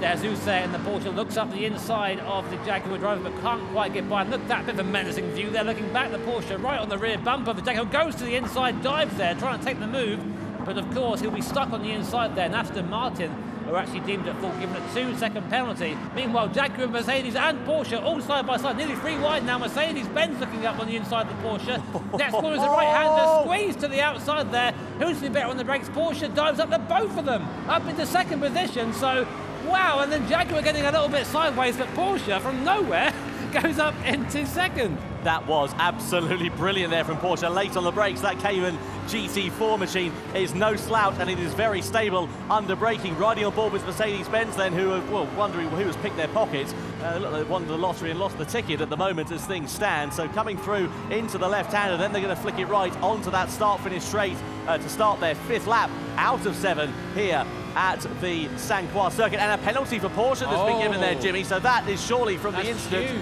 that we saw earlier on in this one. Let's keep an eye and see exactly what has judged that penalty, but that is a big, big shame there. And as they come over to the penalty zone next time around, if they don't increase the gap, they could be set to lose a chunk of time and position here. 0.5 is a track penalty, so that would have been for cutting the circuit somewhere, going a bit wide, maybe taking a bit too much curb on the inside of the corner. And before you know it, Porsche, with a fantastic heroic move, is going to probably lose that position and a couple more. As in the background, you see vying for position. Looks like Toyota and Ford going at it in the background. Toyota now up into 6th position, managing to get by the Ford. And Toyota very much in the mid-pack at the moment at this event. We're having another warning, this one being applied to Mercedes-Benz, that Cody Lukowski there. So now you're seeing the Porsche, the penalty is about to be served. So he's slowing down right now, and as we come out of the next right-hander, he will be forced to slow down, be off throttle for 0.5 of a second. So let's see what happens there. Comes across the zone now, he's currently 2nd. So there goes the penalty. Can Jaguar make anything of it? No, he was far enough ahead, so somehow still keeps the position. I think that was relatively due to the fact that it wasn't actually on a particularly long straight that helped Porsche, and of course the gap that they had subsequently over Jaguar there as well. But I tell you what, this has been a very impressive mid-race charge from Tomoki Yamanaka behind the wheel of that Toyota in 6th position. As you said, Jimmy managed to be able to get himself ahead of Ford over the last couple of laps or so, and now looking very much in contention potentially for a podium here as well. But Mercedes-Benz very, very close as they try to challenge Jaguar down towards the first corner. Jaguar going for the outside line, and you can see Mercedes-Benz with the inside line, and they're going to try and take Porsche nearly down towards the first turn. Porsche parks it on the apex. Mercedes up the inside of Jaguar. Do they get the position? Will the Jaguar get the switch back into the left hand? And they try and hug the curb, but it is Mercedes' corner, and now Mercedes onto the final spot on the podium. Not really sure what Nito was doing there in the Jaguar. He kind of took the outside line going, yeah, okay, I'm going to be safe here, and allowed the inside, just opened the door to Cody in the Mercedes-Benz. He went straight through as anyone else would, and the position lost there for the Jaguar. But now that allows Cody to try and attack the Porsche. I mean, the thing is, these guys are fighting for 2nd position. The Lexus, again, 4.5 seconds up the road. These guys are just scrapping and are not keeping their eye on what is essentially the big prize. They're just very much contented with what's going on around them, and that's costing them dearly in terms of the race as a whole. Anyway, Toyota and BMW, again, Yamanaka in the Toyota, going very wide there. It gets helped off there by the Ford as well, but he was already out there, to be honest. The Ford, I think, just trying to stick to the racing line, but Well, there you go. There goes the charge from Yamanaka. Yeah, very much a racing incident that mile, Jimmy. And meanwhile, we haven't mentioned them at all hardly in this race. Lexus leading the way, 4.1 seconds. It's an identical carbon copy of race 1. This is such an impressive performance from the Lexus team. Andrew Brooks, the Canadian driver behind the wheel of that car, as we know, and doing a great job to uphold Lexus's reputation, and exactly why it shows that they are the Manufacturer Series champions of the 2018 season. Here come Mercedes, though, going to the outside of Porsche. Porsche are going to park it on the apex once again, but they're going to go for the switchback. They go down the inside on the final lap, and they get the position. What an audacious move from Mercedes. That was absolutely masterful by Cody Lukowski. Not only did he sell the dummy, he then just stopped the car in the apex, stopped the Porsche getting the run back on him. Here come BMW, Jimmy! Three wide in the background. BMW dives up the inside of Porsche and of Jaguar, but I think he's gone a little bit too far out to the exit. There he goes. No! He's sideways across Porsche. Jaguar up to third, Ford up to fourth, and Ford now actually up to third position. Porsche following them through. Oh my word, too much happened there, Tom. I didn't quite catch all of that. Well, that was very exciting. We'll have to catch a replay of that one after the race, but here comes Chevrolet as well. What a brilliant race this has been from near the back of the grid. And here they are fighting for the top 5. They're down the inside of Jaguar into the right-hander, and Porsche as well, side by side with Ford, who are now on the podium in the most unlikely of circumstances here on the final lap. The Mustang is down the inside, and the Chevrolet is down the inside of the Jaguar here as well. This is absolutely brilliant. What great racing. Side by side, they still run. And here comes Toyota into the mix for the top 5 battle as well. We're going to have 2 corners remaining as we go into the left-hander. Lexus take victory in race 2 for the Manufacturer Series. But the battle for the podium, who is it going to be? Mercedes in second place. The final spot on the podium. It's so close, it goes to the line, and Porsche gets it. Porsche gets it on the line by 6 hundredths of a second. How exciting was that? My word. I mean, I thought the race was a little bit lackluster at the midsection, but suddenly came alive at the end there. And you have to feel for BMW, just shot off the circuit after a late move. And you see, look at the guys down. Look how happy that makes them. Great to see a release of emotion there for Lexus as well. But we do apparently have an incident under investigation. We'll get back to that when we know more. Tom? Yeah, Porsche, Jaguar, and I think Mercedes-Benz under investigation for that incident there, Jimmy, on the final lap. I'm not surprised, to be honest. No, absolutely not. That was hugely exciting. I think I've just about managed to regain my breath after that one, because I think I went into... Only dogs could hear me, I think, after that final lap. That was so exciting. What a race, though. I tell you what, the most impressive thing for me was Cody Lukowski's first lap. We'll do some replays and a bit of analysis on that in a few moments' time. But let's just talk very briefly about that first lap, actually. Now, we'll have a look at some replays and see, well, this set up the charge for the race. Let's have a look at the drama that we saw in the first lap, down towards the first corner. Lexus led the way, but here with Jaguar looking very, very menacing and getting second position. Yeah, Porsche just not having the straight line speed to defend from the Jaguar, but then got punted from the back and somehow kept it on the circuit, but of course then lost the position to Toyota as well. So a terrible start for Porsche. But in the background, of course, making up for all of that was Mercedes-Benz in fifth position. So here we go then. You see at the hill we had Porsche and Toyota, who were side by side for pretty much the entirety of the first lap, and it was just pretty much a free-for-all. These guys were just completely scrapping to position. But the thing is, while that was happening, Jaguar and Lexus were pulling away. So whilst this was going on, of course, we have Mercedes-Benz doing their bits. And now, here's where it all started. Look, Cody goes up the inside of the T1 for switchback, just halts on the apex, holds up the Porsche. That allows Jaguar, BMW, and Ford to come into the fray. So now, look behind Cody Lukowski. Jaguar's up the inside of Porsche. They got slowed down on the apex of the first corner. BMW as well, then dives. Look at him on the right. Really late on the brakes. I can't believe that. Incredibly late on the brakes, but then drives it out wide, gets out onto the grass, and this is where it all goes wrong. Yeah, absolutely right. Wrong place, wrong time, I think, there for BMW. Was anybody at fault? I think we'd have to see another angle of the incident. The stewards will judge the incident, and that decision will be made final after that one. But, well, that decided the race, and I tell you what, it laid us an absolutely incredible final lap battle, and to the line for the podium as well. Yeah. Where else do you see something like that in such a short race, in such circumstances as this? We always seem to get that at these events, don't we? We do. I think script writing needs to raise. Well, it's not good for my blood pressure. I don't know about you, but goodness me, that was just thrilling in every single sense of the word, wasn't it? Now, I was going to say, just to respond to what you think about the incident. Now, I think it's a racing incident. It's a very unfortunate one, of course, the Porsche got held up by the BMW spinning, but they just got onto the grass, slid off, There was no malice in that, of course, but we'll have to see what I'm inclined to agree with you. I mean, we saw him coming across the front of the car. You could say, well, from that angle, it looked like it was malicious, but I think just wrong place, wrong time was the sense of that one. But we'll see what the stewards judge following that incident there as well. And I tell you what, just very quickly, whilst we've got a bit of time, that first lap from Cody Lukowski in the Mercedes.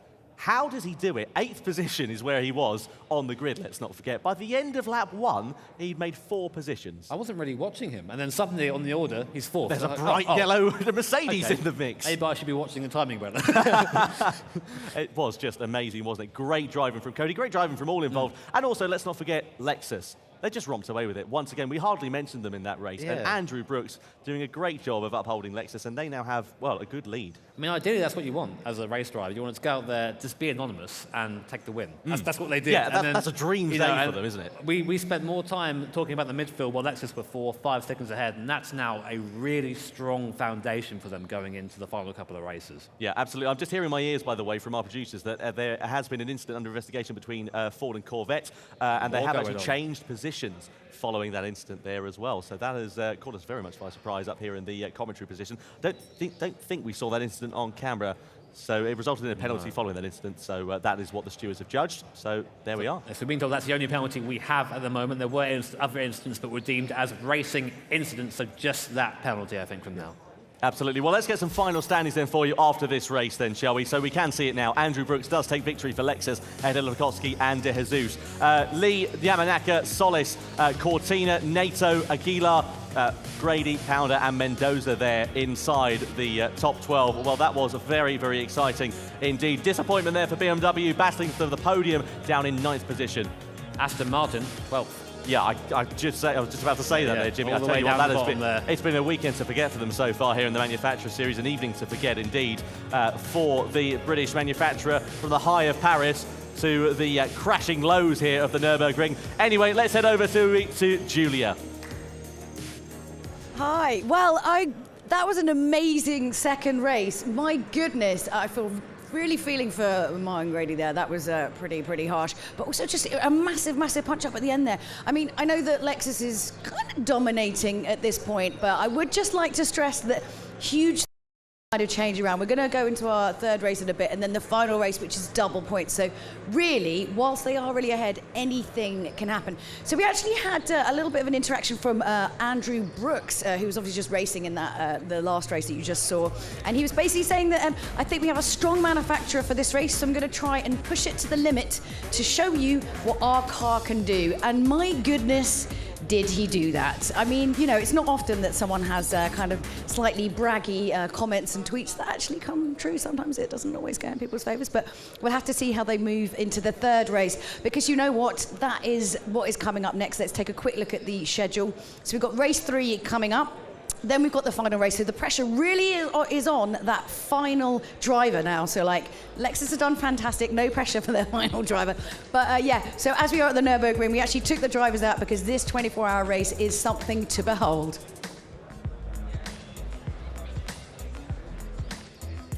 Yeah, it really is something special, as you say there, Julia. I tell you what, I still haven't got my breath back from that second race there, Jimmy. We're moving over. Our focus now shifts to race 3 for the Manufacturer Series. Again, our last normal points race, essentially, the final race. Normal points, let's not forget. So the final race is double points, essentially. So instead of it being 12 points for the victory, it's 24 points. And that can really turn the table on its head, can't it? You can have a great performance in the first 3 races, but you can see if you have an unfortunate final race, then that can really put pay to it, can't it? Yeah, definitely. I mean, Lexus, whilst they've had a decent start so far, they've only bad in the next race and then terrible in the final race. That's it. Yeah, done. absolutely right. It's still very much changed despite a strong start. Yeah, absolutely. Well, I tell you what, the Monza circuit is the host of our third race of the evening here in the Manufacturer Series, and we're going to guide you through a little bit of what that circuit is all about and what circumstances the driver's going to be racing under, the car classes, and a little bit of an overview of the circuit, shall we, as well. So you can see, well, one of the most famous circuits in all of motor racing, and for good reason as well. Group 3 machines, and you can see there the circuit, of course, start-finish straight, the Retafilio chicanes, the Della Roggia chicane, the two Lesmos, Ascari of 8, 9 and 10, and the Parabolica of turn number 11. It needs no introduction, Jimmy. Temple of speed is how we call it, of course. And now, penalty line, as you can see, just after T7, the second Lesmo. So you make a mistake, you're going to really pay for it here. And of course, this being Monza, slipstream battle. That's what it's going to be around here. Yeah, absolutely. Well, these Group 3 machines then are going to be very exciting. Let's get ready, shall we, to get this race underway.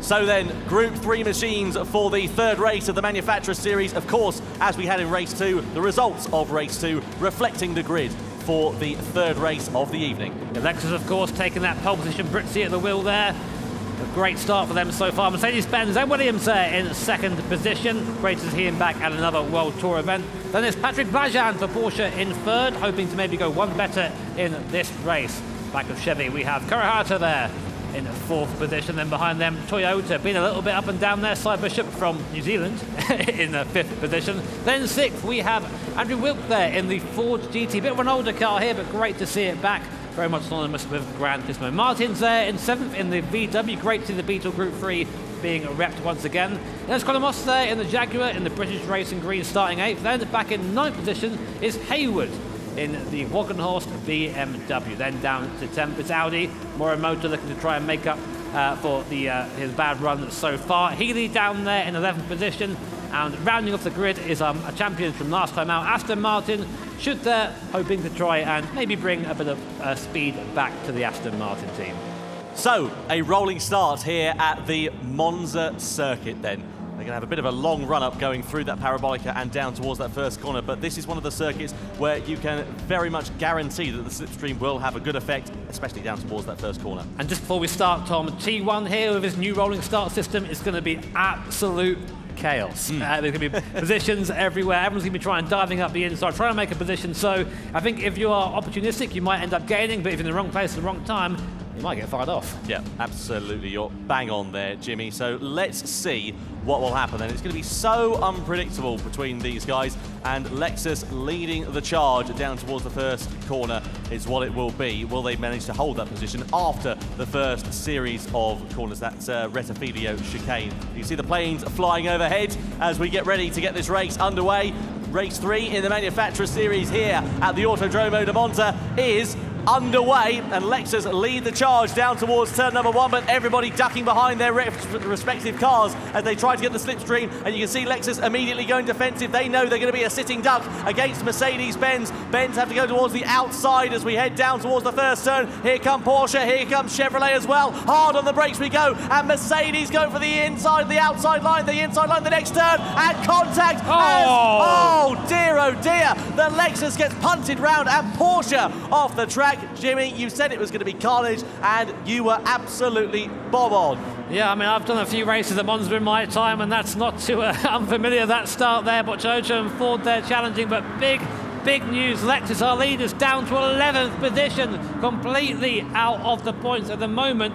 But meanwhile, here they are, they're on screen now, actually down to 12th. So Toyota down to 5th. Audi down to 7th position, but Mercedes-Benz, a dream start for them. A little bit ambitious at the start, I think, turning it across the nose of Lexus a little bit, in my opinion, but coming away in first position. So here's the replay of the start. Let's piece together what happened then. Down towards the first corner, Mercedes on the outside here, Lexus on the inside. They're all going to run out of room. Mercedes go deep on the brakes. They go for the inside line to the next turn. They just, there was no room there for Mercedes, but they had nowhere to go similarly as well. It's such a difficult judgment call, that one, and it looks like Porsche were just an unfortunate passenger, really, in the chain of incidents that soon followed, with everybody concertinaing up. The upshot is that Mercedes-Benz, with Ed Williams behind the wheel, now lead the way. 3.8 seconds their advantage over Chevrolet. Ford tumbling down the order there. Not quite sure what happened to them. Maybe a mistake coming through Ascari, but here they're in the background. Jaguar off as well. What's going on back there? I think that was Ford and Jaguar coming together in the background. My word, this race so far has been just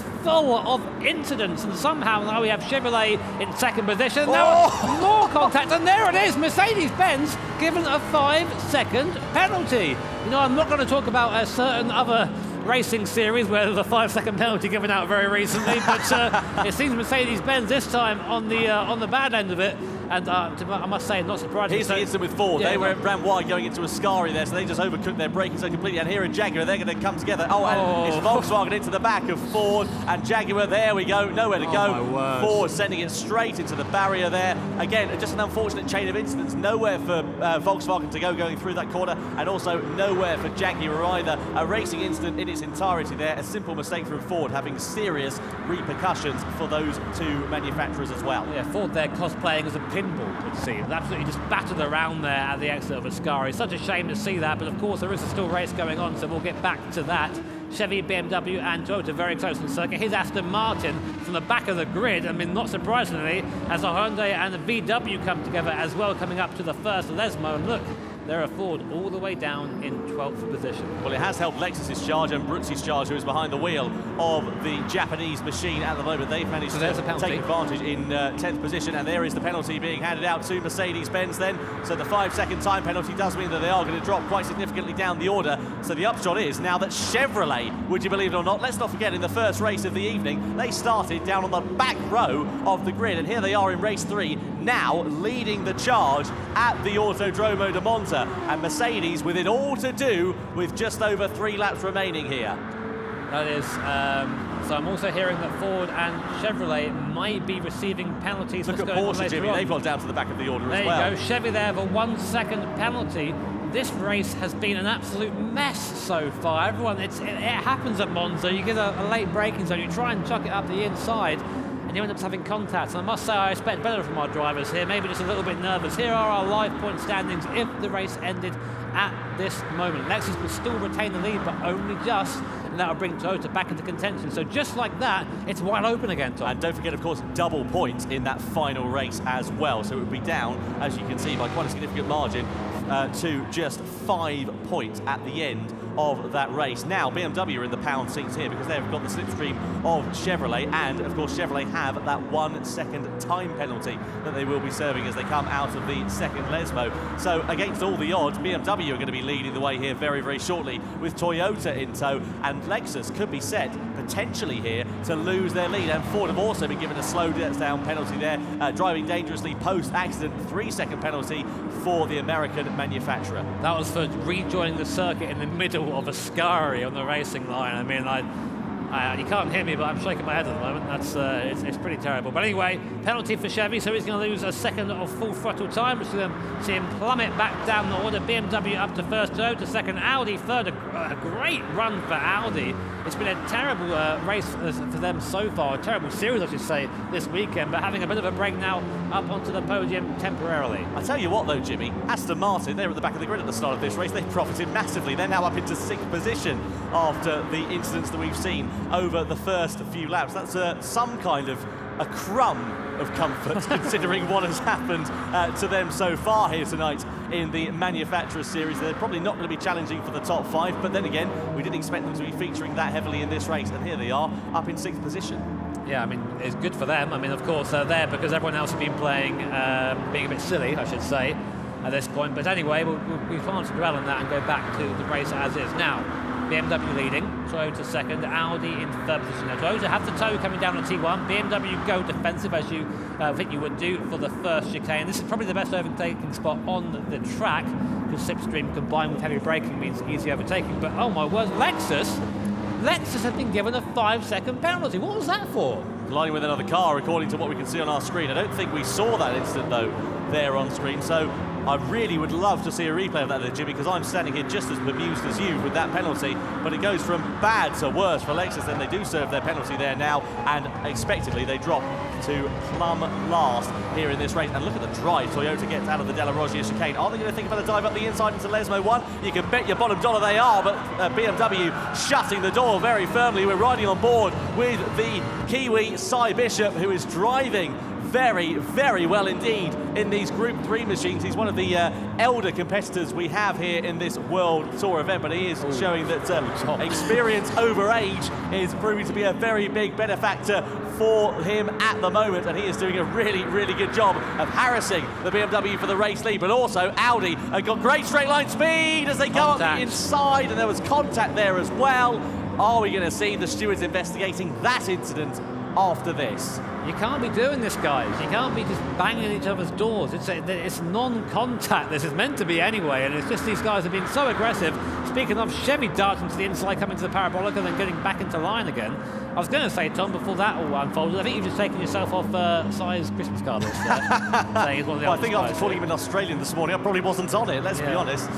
Meanwhile, Mercedes now in the slipstream of Toyota. Toyota subsequently trying to close up on the back of Audi as Audi flash the lights to try and distract the BMW. We ride on board then with Mercedes-Benz. Are they going to have the straight line speed? No, that Toyota's very fast in the straight line. And also BMW having to go defensive as Audi gets very close on the brakes into the Rettifilio. Bit of a bump there from Mercedes into the back of Toyota at the Rettifilio chicane. It's all getting very, very close here, Jimmy. And we've got just under 2 laps now remaining. So let's see what will happen. Looking back now from the BMW, there is the Audi R8 hot in the mirrors now. Audi have not been anywhere near the front at any point during this manufacturers series this weekend, but now challenging for the lead, coming down second lane. Oh, BMW loses it on the way in and uses Audi as a bit of a crutch there. So here comes BMW. No, slow on the inside. Audi has the inside line. They're too wide into Lesmo 1, 2 by 2. That's BMW on the inside. We have Mercedes-Benz on the outside. Toyota trying to get through as well in the background. Mercedes still on the outside. Second, there's no BMW. Just forces his way through and up into second position. Look at Toyota though. Toyota's had a good run coming out of a second Lesmo. Mercedes are not going to be able to do anything about it. It's a straight line test now, and the Mercedes-Benz run is just keeping them ahead for now as they're side by side coming into Ascari. Chevrolet back there as well. They go past Toyota, who gets someone early in the brakes, and Toyota, who were just challenging for third, are now down to fifth. I tell you what, if this is a dress rehearsal for the final lap, we are in for an absolute treat.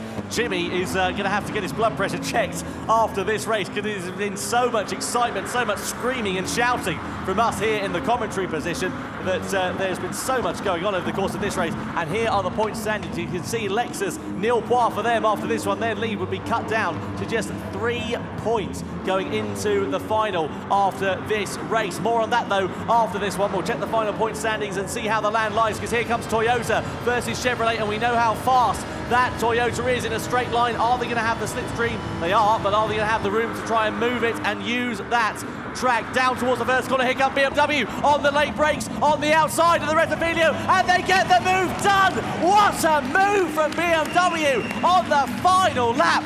That was judged to perfection. My word, you go through the entire race where people are banging each other's doors, then you see a move like that, just completely makes up for it. Supreme confidence there in the braking zone for BMW, but now he is in the defending position. He has to defend from Audi, from Mercedes, from Chevy. They are all behind now. We're snaking through the second chicane and into the first Lesmo, cutting onto the gravel there, which slowed him down a little bit, but now look, it's essentially a three-way scrap, four-way scrap for what can be a potential podium position. This is going to get where it's going to get very exciting, coming down towards Ascari for the final time through that chicane and then down towards the Parabolica, using the slipstream they are going to be now, as they have been throughout the entirety of this lap. BMW leading the way, but will they be in under a couple of kilometres time here at the Monza circuit? Audi pulls to the inside with the slipstream. They don't have the momentum or the drive to be able to try and use it, but out of Ascari here, Jimmy, is where it's going to count. Here's where it's going to be a do or die last lap lunge.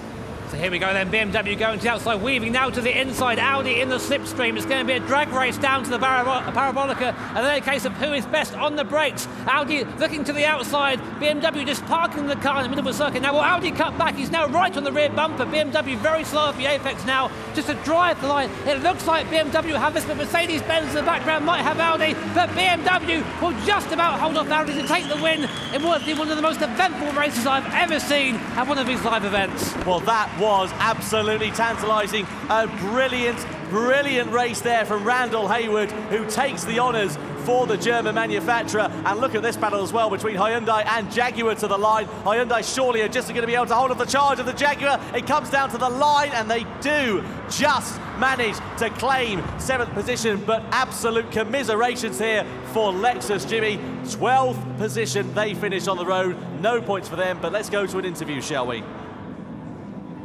So we're just popping over there to Randall Hayward. Oh my word! I sat here and I applauded you for that pass on the last lap. What was going through your mind? Just go, you know what? I'm going to just try it. Was it essentially just that, or were you thinking about what was going on? I don't even know. I just did it. I had no other option. I just tried. I can't explain.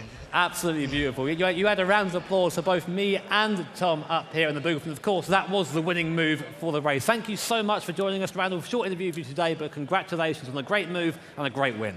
Thank you.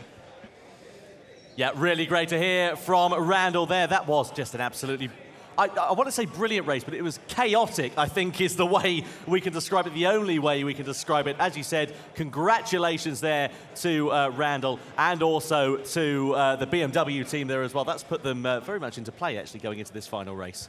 It was an odd race, I think is what we can say there. I think it's the best way of putting it, yes. I went from being completely disappointed to completely elated. It was great at the end, but a little bit messy at the start, I think it's fair to say. But definitely story of the race, Lexus, our leaders, now down 12. No points for them. Yeah, no, absolutely. Well, let's take a look at some important replays over the course of that race, shall we? Let's guide you through exactly what happened. This was down towards the first corner. This is kind of what set the tone, really, for this race. Mercedes-Benz on the outside, Lexus on the inside, and then you can see, yeah, there we go.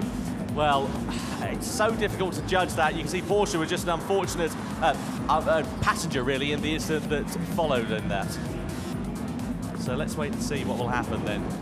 Well, very, very big drama. Just keep going. Okay. Team radio. For the team radio there, yeah. See what I can do with this.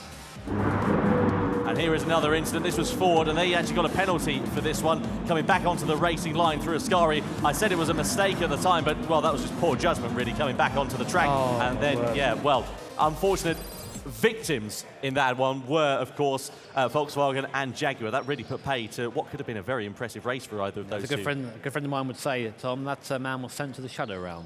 He is not there, so there you go. But anyway, we have our standings coming up on screen for you very shortly. So here we are, the race standings from there. Of course, BMW taking the win with Audi. Good result for them in second position.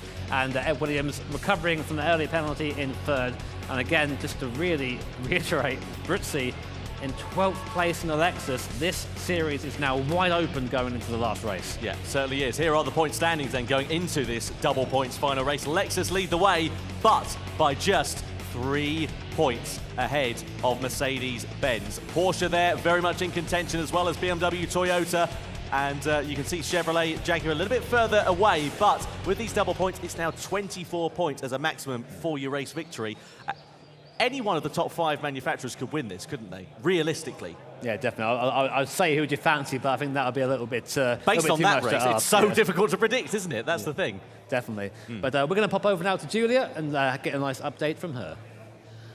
Do you remember, like, just before the other race where I was talking about the pressure and being on the last driver? I feel like there was a lot of pressure in that final race. It was just such a shame for Lexus, obviously, like, right at the start kind of things getting a little bit squiggly, as you would say, Tom. He likes the word squiggly. As we obviously, like, go in and out of the team radio, and if you don't know, obviously these guys are sitting behind their other drivers, calling the shots, letting them know exactly how to do it. This team radio thing is one of our new favourite things. Well, it's not that new, we've had it before, but we've actually got a little bit of a video to show you exactly what goes on. It could be kind of fun. Don't change gears down. Stay in the highest gear possible. You sure? Now go down. Yeah, it's fine. Go. Yeah, you got the Chevy got hit the Aston, which hit you, so it was a bit of a ping pong. Right, okay. I was having that back anyway. I'm not having that. Oh my goodness. Unlucky member. Good result. Good drive, man. Good drive. Very good recovery. Very good finish. Really good. Awesome drive, man. Awesome. Thank you, thank you. So we've had our first 3 races, Lexus, then BMW. I mean, even if Lexus had won that last one, it really does count down to that final race because each one of these drivers is going to take their turn at the wheel. Can't trip over anything, falling out, lose time, anything like that. And of course, it is double points as well, so there is everything to play for. And usually, there's always a little bit of a shock in the Manufacturer Series, so I'm very excited to see what's going to happen in this final race. But before we do that, as we are here in the Nürburgring, and obviously our guy Lucas Ordonez, who's normally kind of sitting up in the booth, is actually here racing. We thought we'd, well, just go and tag along with him because it looked really awesome with him in the pits. So yeah, we went and followed him. Take a look.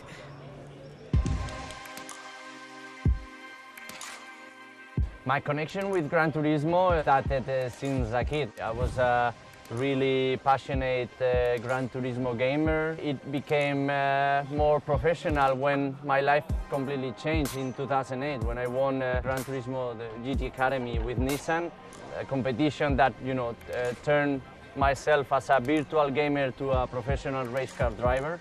We are here in the main straight of the Nürburgring Nordschleife racetrack. From the corner at the end of the straight, we have 25 kilometers of challenge.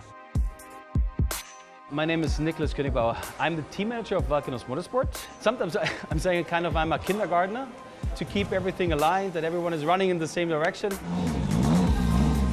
In our team in Walkenhorst, we have 2 Z4s and 2 M6W GT3s. For dry conditions, we're going to have slick tires, different compounds. We have medium, hard or soft compound, depending on the track temperature. So every hour we change tires, we refuel the car, and depending on the situation, we change driver or the driver does a double stint. Car racing is 100% a team sport. If one is doing something wrong, the whole chain will break, and that's it. We have around 60-70 people working this weekend. This sport is a team effort, no? It's not only the driver and the engineer, it's many people involved to make this competition happen. The goal is to cross the finish line with all cars, all drivers safe, all team members safe. And we are pushing very hard to achieve the big win. The team and the car has a big potential, and hopefully at the end of this weekend we can have a good memory. In real and in virtual on Gran Turismo, the real challenge is obviously the pressure of, you know, being here inside. To challenge the Nürburgring, it's a real challenge for them too in the game.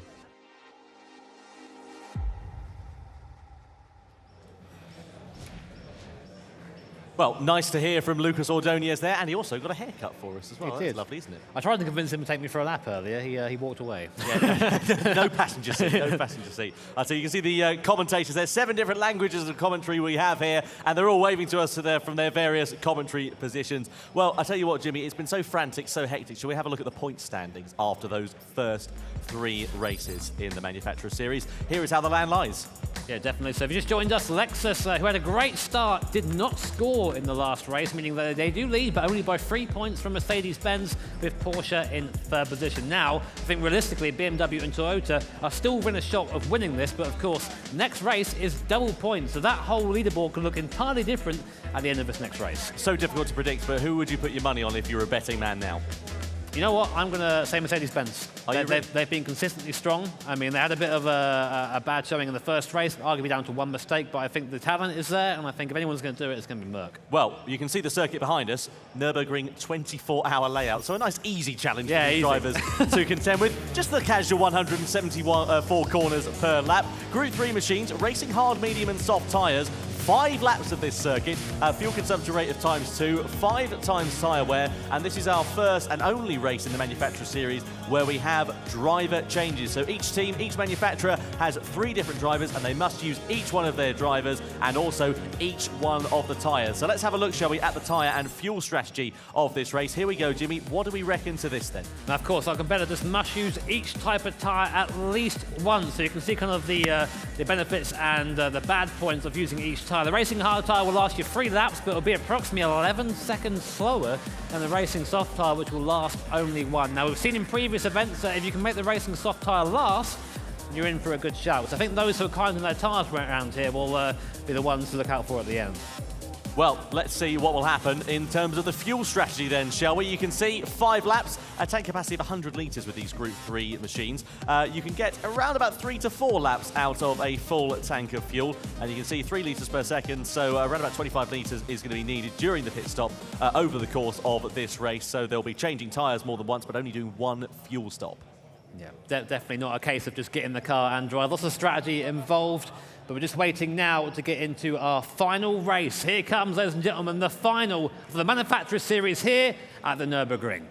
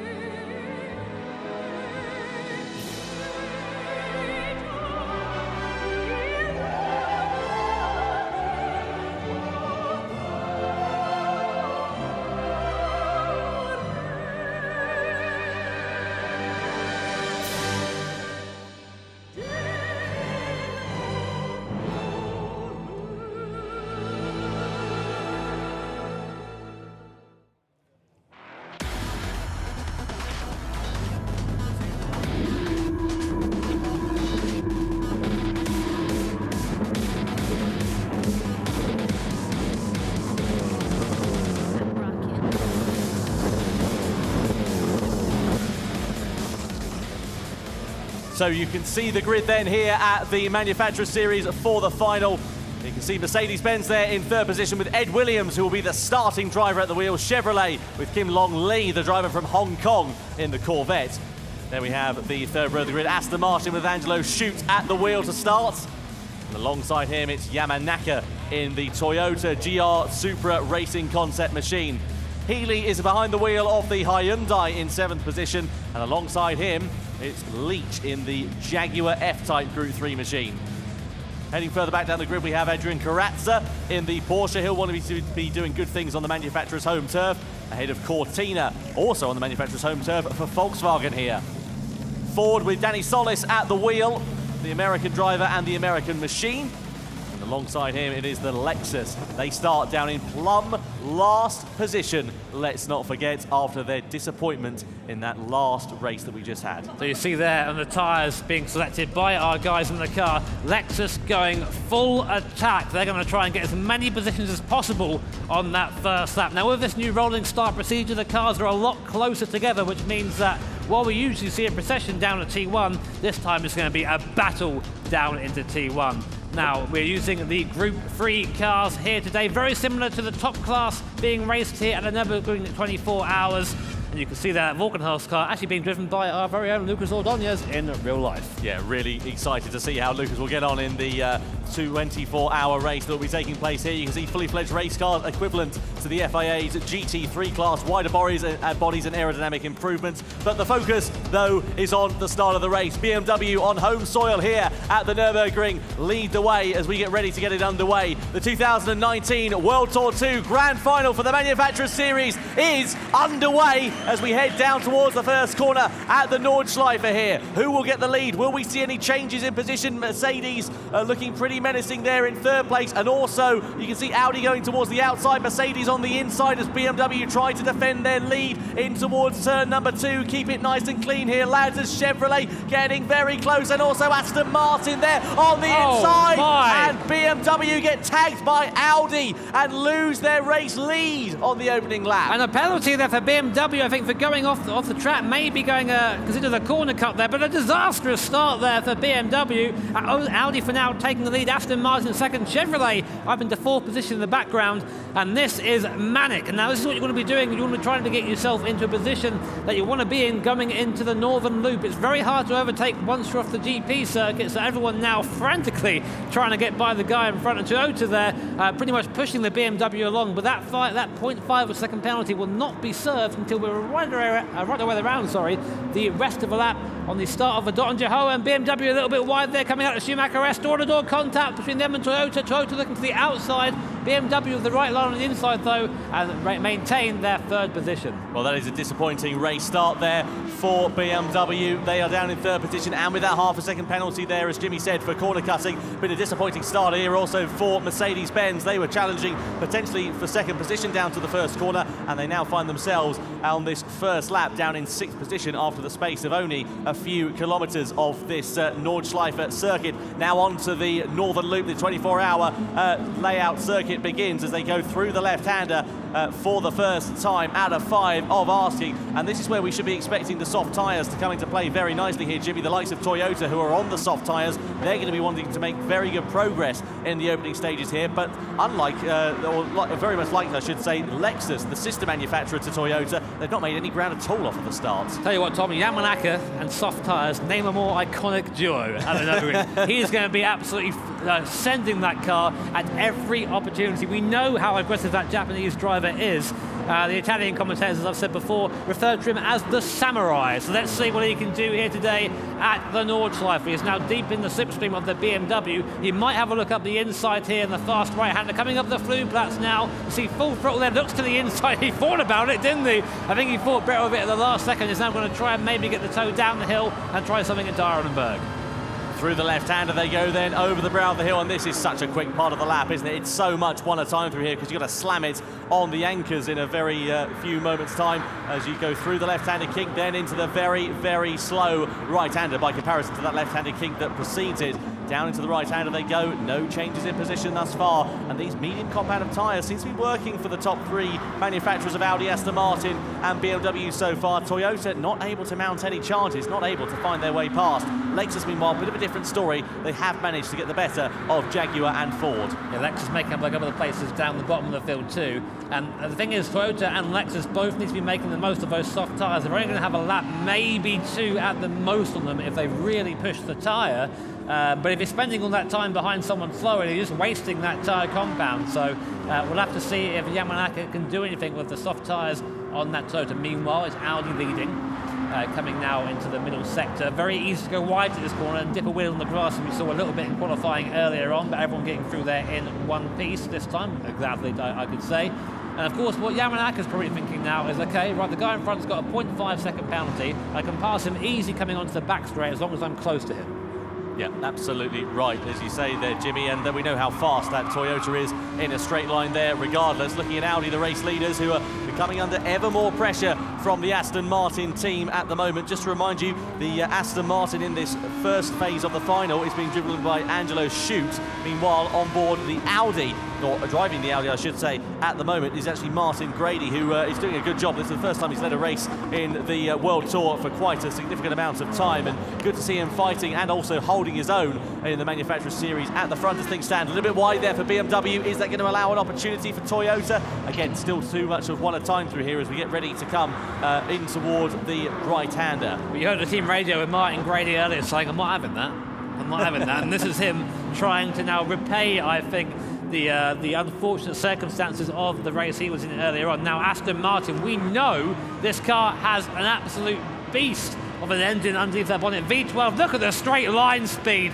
Martin Grady can do nothing but sit there and watch Aston Martin just pull by, but now he'll dip into the toe. And in the background as well, we have Toyota and BMW going. I let Toyota looking to the outside. Now on the inside, if he can stay there, that's position made. He's made a pass going up the hill. There goes Toyota up into third position, which is very important because he's on the soft compounder tyre coming into now what is probably the most important for handling part of this circuit. Lexus have made really good ground actually on this opening lap here, Jimmy. They're now up into 9th position ahead of Volkswagen and looking to try and challenge Porsche in 8th place there as well. But as you say, crucial really for Toyota in these opening stages. They needed to try and make the pass. They needed to try and get themselves into clear air as soon as they can, because those soft tyres are going to be absolutely toast by the end of this first lap. And this is where it gets... gap. Yeah, you can see a huge gap has actually broken out from 6th position down to 7th place there. But this is where it really counts. Another penalty there for Ford as well, half-second penalty presumably for corner cutting. But this is the thing that's so unique about the Manufacturer Series is, of course, that we do have these driver changes and we do have these differences in strategies here. So you can bet your bottom dollar that Toyota will be pitting at the end of this first lap and getting a different driver in their car. But you can see that Yamanaka is doing a really very, very impressive job behind the wheel of that Group 3 machine as we ride on board with the Japanese driver in the Japanese mark now through the right-hander, very close to the Audi there. Was there a little bit of contact? It was quite close, just a touch, I think, but you can see him there looking very aggressive as he's just got so much more pace, but just nowhere to use it at the moment, really, more than anything. He's looking everywhere at the moment to try and get by that Audi in front, and this is it. This is the frustration when you're on the faster tyre. There isn't really just a place to pass around here. You're just stuck on the rear wing and the guy in front saying, come on, get on with it, I can go faster than you. But of course, it's everyone for themselves right now, and Yamanaka unfortunately burning up that soft compounder tyre. However, Aston Martin at the moment starting to pull a bit of a gap at the moment. So our champions from last time out, currently it's Angelo Schut in the wheel there. He was actually present here at our first ever World Tour event last year, so great to see him back, and not only that, leading in Aston Martin. A little bit of a moment there for Toyota, actually, Jimmy, as well, going through that right-hander. The car just got a little bit more unsettled. I tell you what, we're about to come on to the Dottingerhöhe for the first time of asking, and that is where it's really going to hurt BMW, because, well, that is where they've got that half-second penalty, and that is where they will serve it on that straight. It's only half a second, but when you're in such close contention with the cars behind you, in this case it is Mercedes-Benz, a bit of a gap actually breaking out now from the top 5 to Chevrolet in 6th position there as well. And look at the lead that Aston Martin have been able to get on this opening lap here. So if things finished as they were at this second, Toyota would be your champions of the weekend, but Mercedes-Benz, they're very close. Look how close it would be if that happened. My word. Very close indeed, and I tell you what, that would be very, very disappointing for Lexus. Look at the straight line speed as Mercedes-Benz go romping past, of course, with the result of that penalty as well. And well, Aston Martin are leading the way now, so there was obviously an incident there for Audi, and now Toyota are up into second position ahead of the German manufacturer as well. So it's Aston Martin from Toyota from Audi, but for how long? Because you can guarantee that Martin Grady, who is behind the wheel of that R8 at the moment, is going to try and find his way past that Toyota with every way that he can, but he shouldn't need to worry really, because of course Toyota will be pitting at the end of this lap. Now our predictions are usually what is a guess from us, they're not always correct, so let's see what Yamanaka does. Will he veer to the right hand side and pit in? No, he's going to try and make that soft tyre last 2 laps. So he's a braver man than you or I think. Well, I mean, I would have crashed by now, so that doesn't matter. But Yamanaka out there, we know that if there's a skilled driver who is soft on the tyres, they can make those soft tyres last. We're getting a lot of people coming into the pit lane though from the hard tyre. Okay, so this is an interesting strategy. People are opting to get off that hard tyre as quick as possible and get onto the medium or soft. It looks like what people are going to be trying to do is 2 laps on the medium, 2 laps on the soft, get that hard out the way so you haven't got to worry about it. But of course, if you're on the medium or soft now, that hard tyre is still yet to come, and we think that's about 12 seconds a lap slower than the soft tyres. Completely understandable, isn't it? You want to do as short a stint as possible over the course of the race on that hard tyre, and if you can make those mediums, you can stretch the distance and try and crawl round on the softer tyres towards the end of this race when they're going to be a bit second-hand, let's be honest, then that is probably the best strategy to call. Or maybe it won't be. Let's wait and see what the other drivers decide to pull.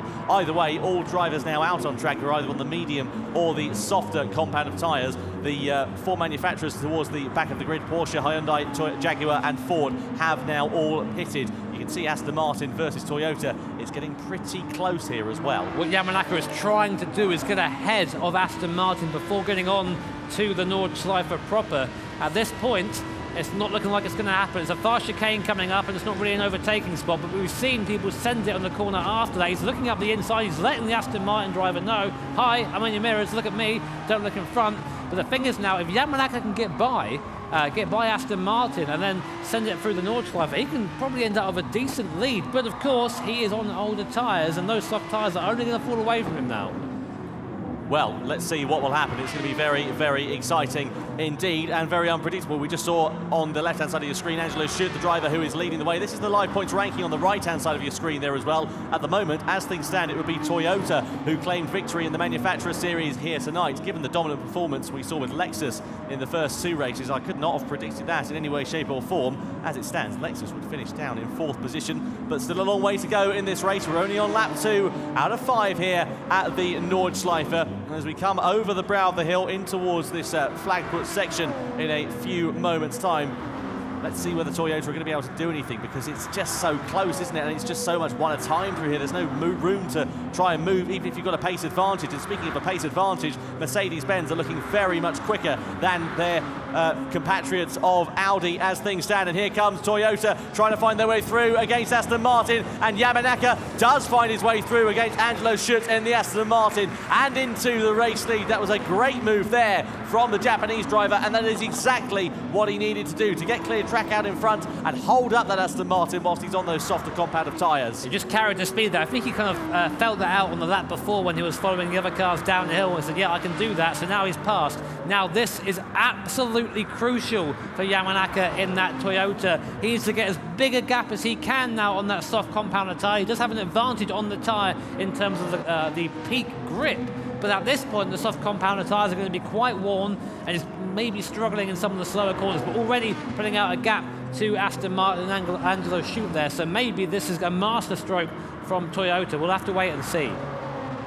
So, plenty of time still for things to change. Look at this great little battle going on for third position between Audi, Mercedes-Benz, and also BMW there as well. BMW, of course, don't forget, they were on pole position going into this race, so it's not been an opening lap and a half for them to remember so far, but still plenty of time for things to change, still plenty of unpredictability, I'm sure, involved, and of course the difference in strategy that we could potentially be set to see there as well. So Mercedes-Benz still leading that charge, holding on to that final podium position.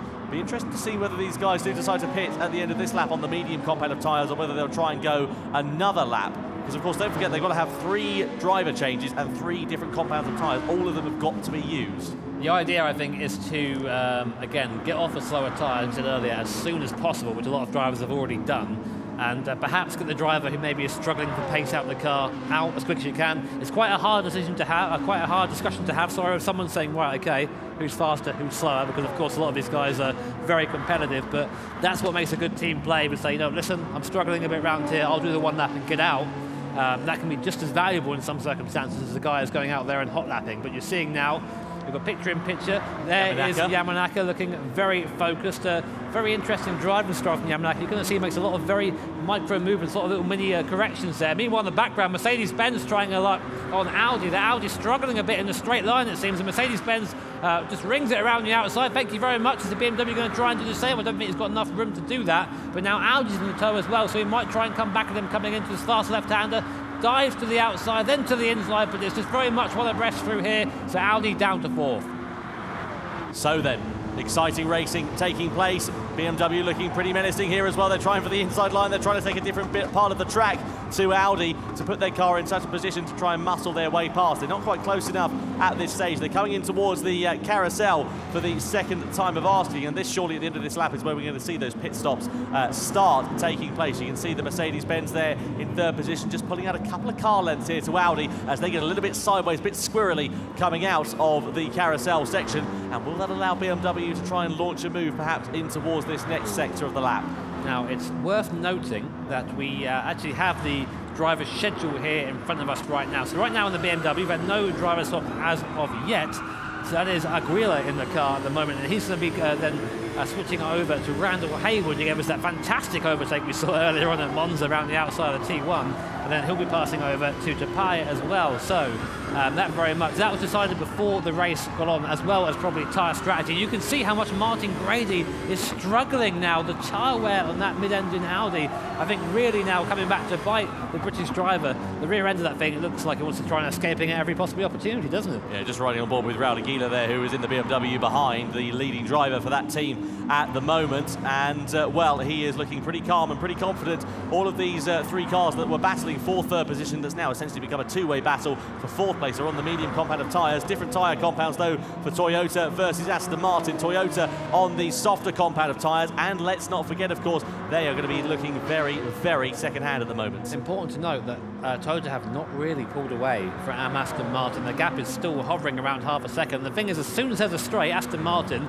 it's like movie 12 and just goes flying, and then that's it.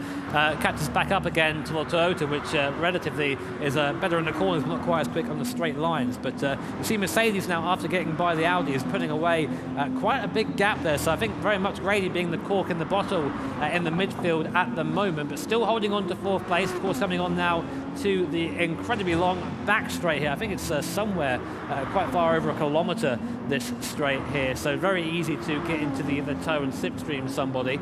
as we're probably going to see right now. No penalty for the BMW driver this time, and you see now, I think that is Kevelam coming up there behind Yamanaka, getting ready to jump into that Toyota at the next pit stop. And there goes Aston Martin. Look at the straight line speed there. Yeah, you're absolutely right. Absolutely crazy. As you said, V12, and he's straight past.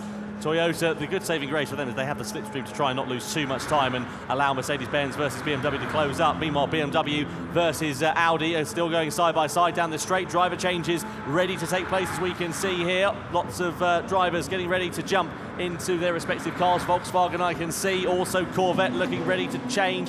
Pretty much everybody on the stage at the moment is ready to change, so let's see who will dart into the pit lane. Toyota, of course, do. Aston Martin do. What about Mercedes-Benz, BMW, Audi? Are they going to pop in? Looks like they are. Yep, BMW coming in, and also Aston Martin, Chevrolet there as well. What about Lexus? They haven't pitted, and also Volkswagen. And all the other drivers are, of course, a little bit further down, have made their first stop in this race so far. So again, tyre strategy there in the bottom left-hand corner. What we expect to see during this race in terms of durability. Yamanaka has already said that our tyre strategy graphic is actually wrong. He did two laps on the soft tyre. But of course, every tyre must be used in this race. So it's very important to use it at the correct time. Now, Aston Martin come out in the lead as we expected. They've opted to use a hard tyre. So what we'll probably see there is Kevelam. Sorry, that was Valverde. No, who is the Aston Martin driver? It's Noon now that's in the Aston Martin. Thank you very much, Tom. He can read better than me. He'll be doing the hard tyre, doing one lap, coming back in, then passing over to Mendoza. Yeah, Vu now in the Aston Martin. So he leads the way as things stand. Toyota there in second position, but he's on the harder tyre, though. That's not going to be the favourite tyre. Well, we know it's not the favourite tyre at all, based on who has changed compounds over the course of this race there, Jimmy. And, well, it's going to be interesting to see what they're going to be able to do, whether Toyota, with that softer compound of tyre, are going to be able to try and take an advantage. But this could be great here for Aston Martin. If they can hold Toyota there on the hard compound of tyre and then come back in the pits and then their last is on a softer compound, that's a great advantage. The thing is, overtaking round here is incredibly difficult once you get off the GP circuit, and we're nearly off it at the moment. So, I mean, realistically, there are maybe one or two spots you can overtake on the Northern Loop, but, you know, we'll have to wait and see if that tyre advantage is that strong. So coming up now to the chicane, it's the endurance layout chicane, so a lot more open than the GP chicane, a lot quicker as well. Throw it to the left, throw it to the right. Now, if I was, I'll go right to the inside now. If I was Toto, he does, gets on the curb on the inside. The Aston Martin sees it coming and does not give any room there coming on to the Nordschleife. And that was one of the good overtaking spots, and now that's done. But there wide goes the Aston Martin, but the thing is, the grunt of that thing, you can go wide, get on the power and get away with it. Yeah, Voon versus the driver, of course, in the Toyota, which is Kevelam at the moment. So Rick Kevelam, the Dutch driver who is behind the wheel of the Japanese Mark at the moment, through the left-hander, then into the right, and you can see the Aston Martin there just getting a little bit wide, hasn't got as much grip available to him with this harder compound of tyre underneath him as things stand. And will it be a matter of time before these positions change? Speaking of positions changing, actually Porsche have gotten the better of Aston Martin. Let's not forget, though, of course, Porsche pitted on that first lap of RC. They changed from the harder compound onto the softer compound of tyre, so they are a little bit out of position as things stand. So basically, it's a straight fight between Toyota, Mercedes-Benz and Porsche. Whoever finishes ahead are going to come out as our champions here for the second World Tour at Nürburgring. And here comes Toyota making the same move that Yamanaka made on Aston Martin a lap previous. Goes round the outside using the softer compound of tyres. A great move there by the Toyota driver. Hard on the brakes there, sits on the apex, and Toyota up into first position there. You can see Voon looking a bit bewildered. So she's like, oh, damn, I really want to let him through.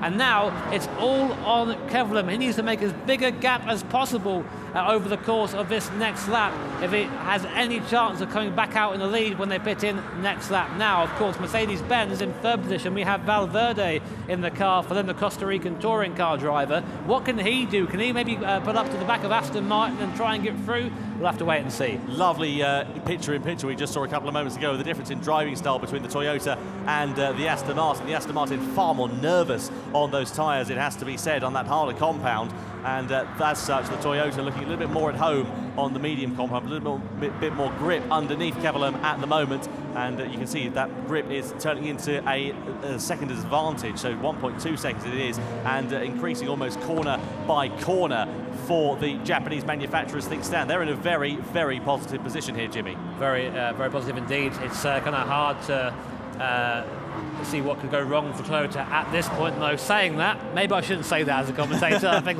your commentator's curse this weekend has been pretty prevalent, I'll be honest. It's been pretty strong, hasn't it? We'll ignore it for now, but there's a fight going on for 3rd, 4th and 5th right now. Now the important thing to note is Mercedes-Benz, the guy at the head of the train right now, Valverde, as we said before, they are on the harder compounder tyres, which we think is about 14 seconds slower than the tyre that the Porsche is on behind, and the BMW. But the BMW picking up another penalty. I think I saw that, Tom. Did you see a penalty in the BMW there? I think you might have been absolutely right there, Jimmy. Let's keep an eye out on things and see whether we can piece together. I think you're absolutely bob on there. Half-second penalty there for BMW. So the second penalty they've actually been given in this race. Here come Porsche, siding their way down the inside. Side by side they run with Mercedes-Benz and through with absolute ease. That was so easy for the Porsche team. I think there that Valverde and the Mercedes-Benz went, you know what, if I have this fight, I'm going to lose time over. I'm on the slower compounder tyre. Maybe I can get a toe up the hill here and go a bit quicker and try and follow the Porsche to the end of the lap. But, you know, it's very hard to concede that sometimes. But again, just hands more points to Toyota. But that would mean that Porsche would actually move up into second position overall. No, they'll be there now because they've overtaken Mercedes-Benz. So this is very much a fight for the podium. It certainly is, and it's still going very much on at the moment. Mercedes-Benz trying to find their way back past the Porsche at the moment, and all the while these two are squabbling. It is allowing that BMW, which of course is on the softer compound of tyre, the easily faster compound of tyre, to close up quite significantly, and surely it is only going to be a matter of time before that M6 is going to be finding its way past the AMG and also the 911 as things stand, but still plenty of time for things to change. Oh, a little bit sideways in the carousel there for Mercedes-Benz. That'll unsettle their drive, and it'll allow the BMW to just close up ever so slightly. It's very difficult to commentate this race because the 5-lap race is quite a long race, but it's kind of cut into 3 mini races with the tyres and how differently they affect the cars around here and how the drivers can actually deal with them. You're seeing there the advantage of the soft tyre on that Porsche, able to pull away from the Mercedes-Benz like he's standing still for this section. Now this will be the section where that tyre advantage matters the most for Porsche, but then conversely, BMW there, down in 5th position, they're going to have to just wait. There's nothing they can do apart from sit there, wait for the Mercedes to get on with it. But they're saying that Valverde goes a little bit wide there in the murk, just picks up a bit of grass. BMW drives to the inside, Valverde off into the wall, into the barrier there. I think he just got onto the dirty stuff there, and Randall Hayward goes through into 4th position. Very impressive stuff there from Randall Hayward. Not so impressive stuff, sadly, from the Mercedes-Benz of Valverde. And, well, a bit more work to do for the AMG driver as things stand, and now Lexus are coming back into play now as well. This is the first time really we've mentioned Lexus all race from a team that was so strong, let's be honest, in those first 2 races. It has really come all undone for them in these last couple, hasn't it? It's not been great for Lexus. I mean, they are still in 6th position. They do need to really get themselves into that top 3 if there's any chance of them coming back from the race earlier, but they're yet to use the hard compounder tyre, so it's hard to see if it's going to improve at all. Here's a replay. So let's see what happens then. Was there any contact between these 2 drivers, between the Mercedes-Benz and between the BMW? Side by side they go, just on the dirty stuff as you say there, but this into the next left-hander that follows. There wasn't contact, no, just running too wide. He was offline going into the corner, carrying a bit too much speed, and it was straight into the wall. Just a hard tyre there, trying to make it work on the outside of the track. We didn't want to know, car went wide. So there is Lexus, because we spoke about them when they appear. Magical that, isn't it? So coming on to the back straight now, they get a very nice toe down the back straight of the Mercedes-Benz, and that'll be 1 more lap. Who's in the car for Lexus right now? That's Kawakami in the car right now for Lexus, a Japanese driver. We've seen how quick he can be as well. Meanwhile, the battle for second position still raging. Aston Martin does have the V12, but Porsche has the toe. Does it have enough grunt to get by though and putting out? No, it doesn't. Look at that Aston Martin there. So I'll tell you what though, Jimmy, Porsche are going to be doing a driver change at the end of this lap, so this is kind of irrelevant really more than anything. He's good straight line speed advantage he's got, but he does lift off the throttle, duck back into the slipstream. But Porsche, I can see from our commentary position, are going to be having a driver change at the end of this lap. They're on the softer compound of tyre. Let's not forget they pitted on lap 1 from the hard compound, so they, as we said earlier on, they are slightly out of position. Toyota though soldier on the medium compound of tyre as Aston Martin comes into the pits, gets that softer compound of tyre off. Porsche, as we said, also into the pit lane here as well, as Mercedes-Benz are coming in from the harder compound of tyre. What compound are they going to be going on to? BMW have got a penalty once again by the looks of things. Audi moving up the order as well as Lexus as they don't pit, and the rest of the field do pit. Ford also in as well. Just a reminder of the fuel strategy we expect there down the bottom left-hand corner. Every team will have to refuel about 25 litres of fuel over the course of this race.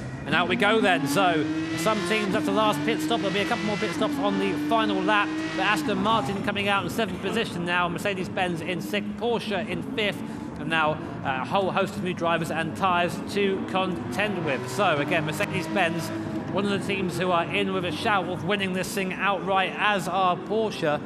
But they need something special now. They need something special to try and catch up to Toyota now.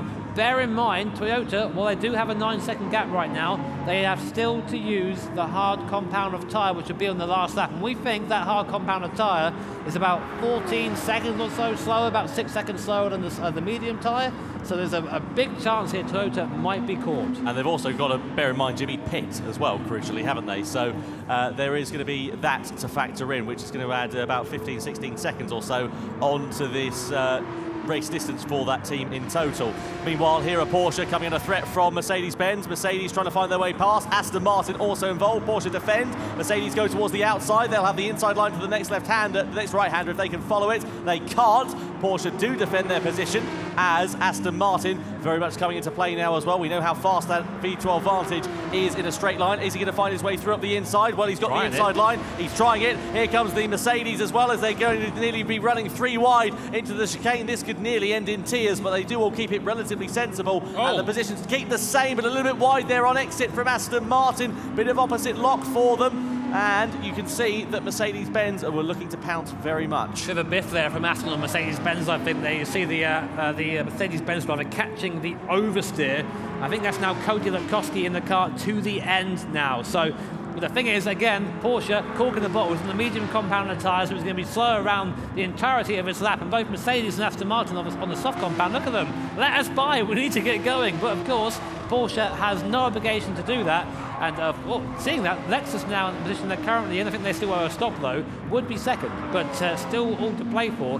Now, we know Mercedes and Aston both very quick in a straight line, and we've seen Toyota make passes coming down to Arenberg. Same again, do you reckon? Well, you can see this is getting pretty tasty. No, Look at this. Over the brow of the hill in towards flag puts we go side by side. Porsche on the inside, Mercedes on the outside. Porsche holds on to track position as things stand. We look at the Mercedes with Lutkowski behind the wheel. He goes towards the outside line then into the next corner. He's got so much more pace behind the wheel on these softer tyres. It's only going to be a matter of time. They're still running side by side. Mercedes with the outside line at track position and now taking over 5th place in this race. That was very, very important to make that pass now. So now the Mercedes-Benz has a clear path in front of them. It's hot lap until the end. That is the only way they have a chance of challenging Toyota at the head of the field. Now, we're a bit mixed up in terms of pit stops right now. You can see on your screen in the graphic there, with the P column, basically everyone needs to make 2 stops in this. So those that are front, the top 4 have yet to make their last stops. So that gap will come down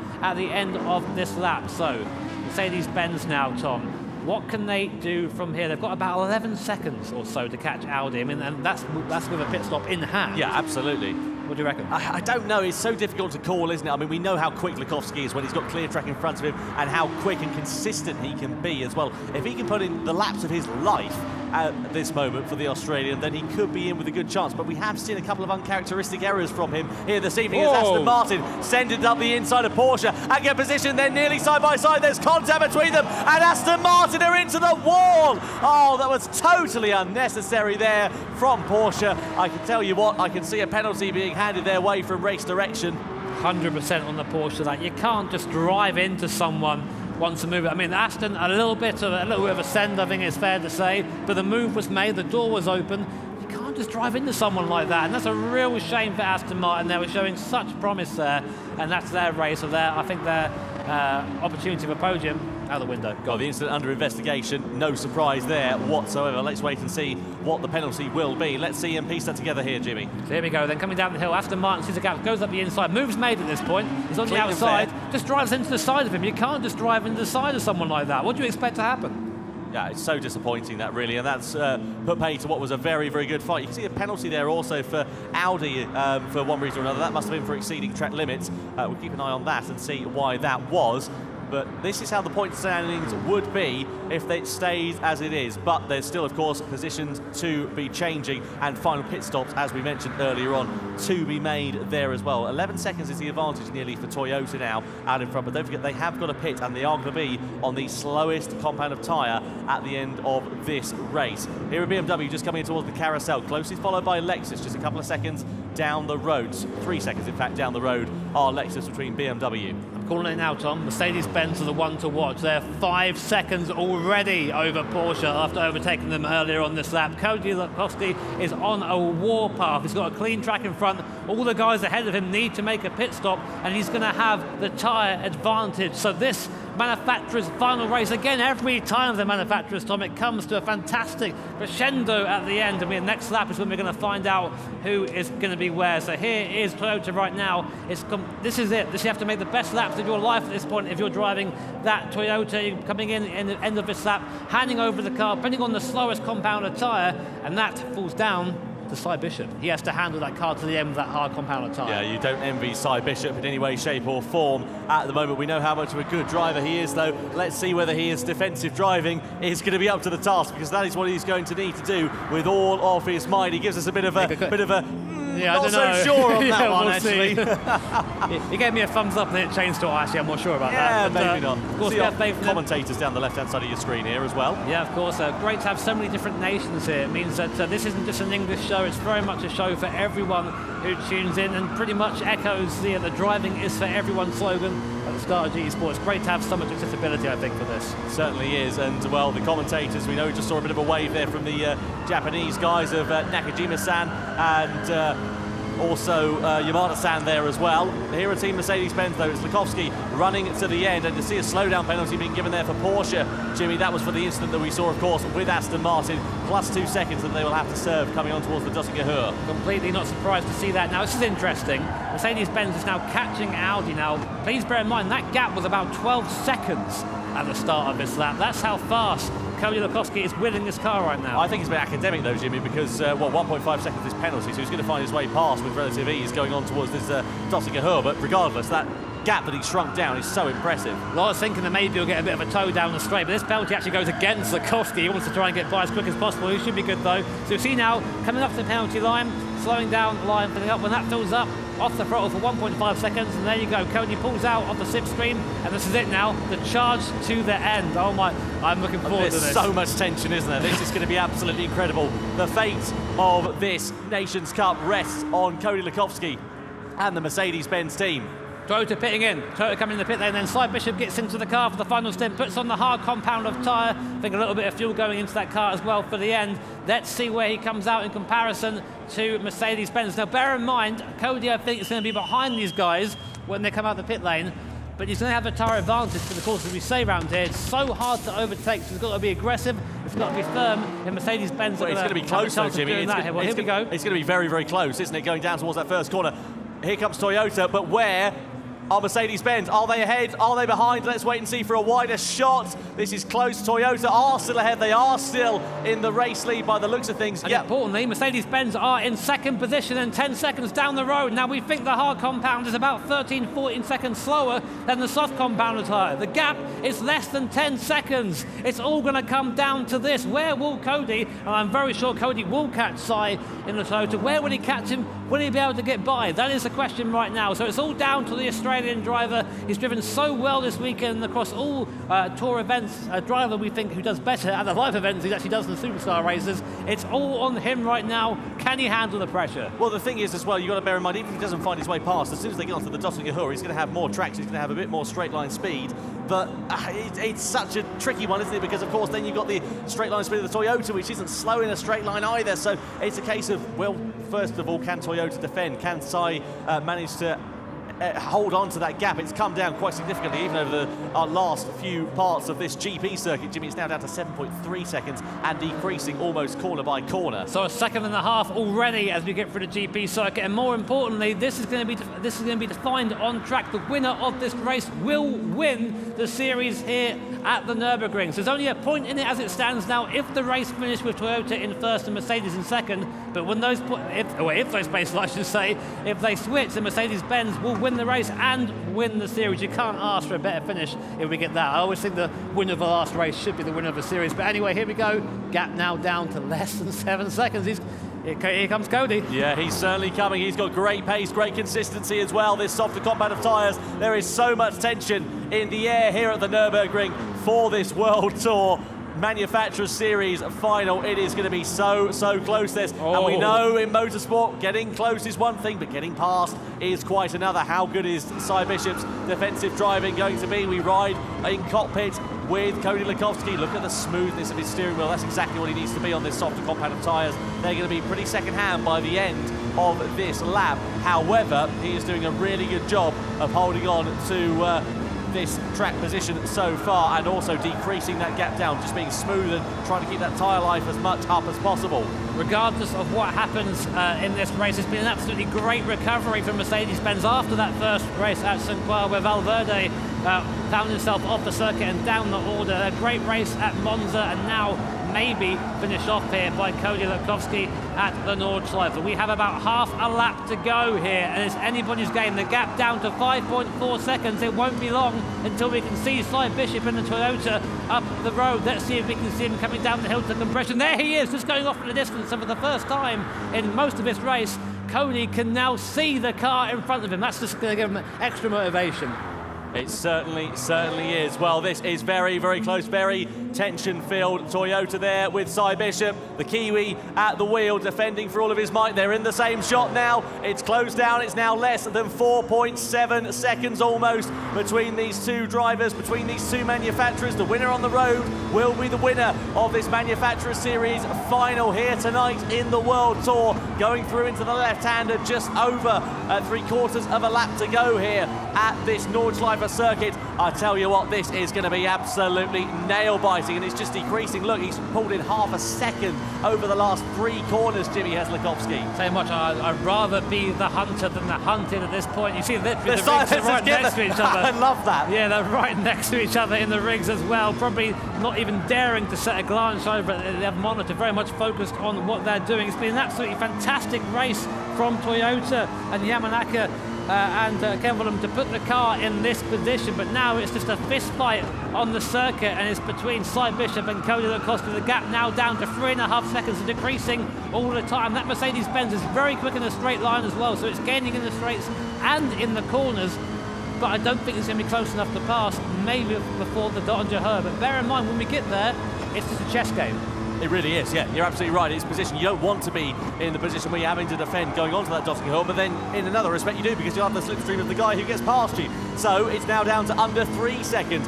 And as we know, Lakowski has got great pace. We know he's done some audacious moves. That move around the outside that we saw just a couple of laps ago. This is tantalising, this is close, and this is unpredictable. It is what Gran Turismo and these World Tour events is all about. As Jimmy said earlier on, the winner on the road will be the winner of this Manufacturer Series final. It's Sidok who is defending. It's Mercedes-Benz rather, in second position, with Lakowski at the wheel, who are challenging for this race lead. A great job as well for BMW in that final podium position, and also Ford there as well, and Lexus, who have recovered what has been a difficult evening for them inside the top 5. Don't forget about Aston Martin. They've been pretty much nowhere, but after a good third race, they are now up inside the top 7. I tell you what, if you're online right now, go share this out. This is coming down to the last lap on the last race for race victory here. All the guys here live at the Ring Boulevard, come over to the Gran Turismo stand. This is going to be a very exciting finish. It'll be a big shame if you missed it. The gap now only down to 1.8 seconds. It's nearly within the drafting range at this point, coming into the last sector. This is where we've said so many times where a tyre advantage will really help you over your competitor. Now look at Cody. He is leaving nothing on the table from curb to curb there. Here's a man who knows the car and track like the back of his hand, and now putting up to the back of Toyota in front. Cy Bishop, all he can do is drive as hard as he can, and please don't think that Cy Bishop isn't trying, because on those hard compounded tyres, the car is a lot slower than when it's on soft. He's doing a great job keeping it on track right now, but it's just seeing he's closer and closer every passing second, Tom. Well, regardless of what happens, this has been a great race from both teams. Lakowski, Williams and Valverde with the Mercedes-Benz, Kevelham, Yamanaka and Cy Bishop, who is now behind the wheel of the Toyota. Both teams have driven to perfection. They have not put a foot wrong, and the tension that this is creating coming down to the final lap and coming down to the Dottinger-Her, unless a mistake is forced by either driver, it is surely going to come down to a slipstream battle on the final lap here at the Nürburgring. So here we go then. Moment of truth coming up. Toyota have about 0.6 of a second lead. It's not going to be enough to pull away on the straight. Cody has gone from being 10 seconds behind at the start of his lap to now being within touching distance of Toyota. Coming round the corner before the second carousel. Exit out of here is very important for your run onto the dot and Jehovah. Both cars out of there very nicely. Cody on the throttle a bit sooner there, using the grip of the tyre, and now coming around the long right-hander. And this is it. This is all it's all come down to. 4 races this entire weekend.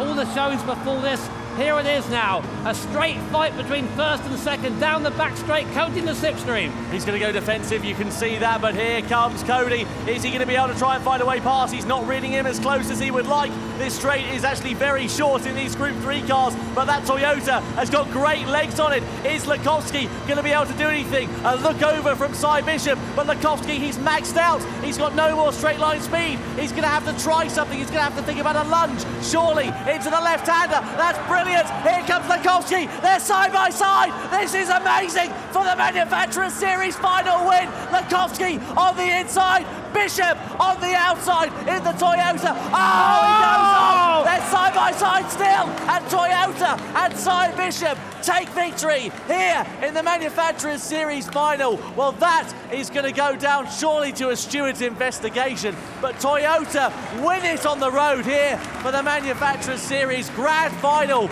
Mercedes-Benz come home in second position after contact in the final sector, and BMW claim a well-deserved podium there in third place. But Lakowski, I tell you what, he was very, very disappointed with that, and absolutely no surprise at all, Jimmy. Investigation for that. Under investigation is what I'm hearing in my headset right now, so that result is not final. Cy Bishop still celebrating with his Toyota teammates, in my opinion.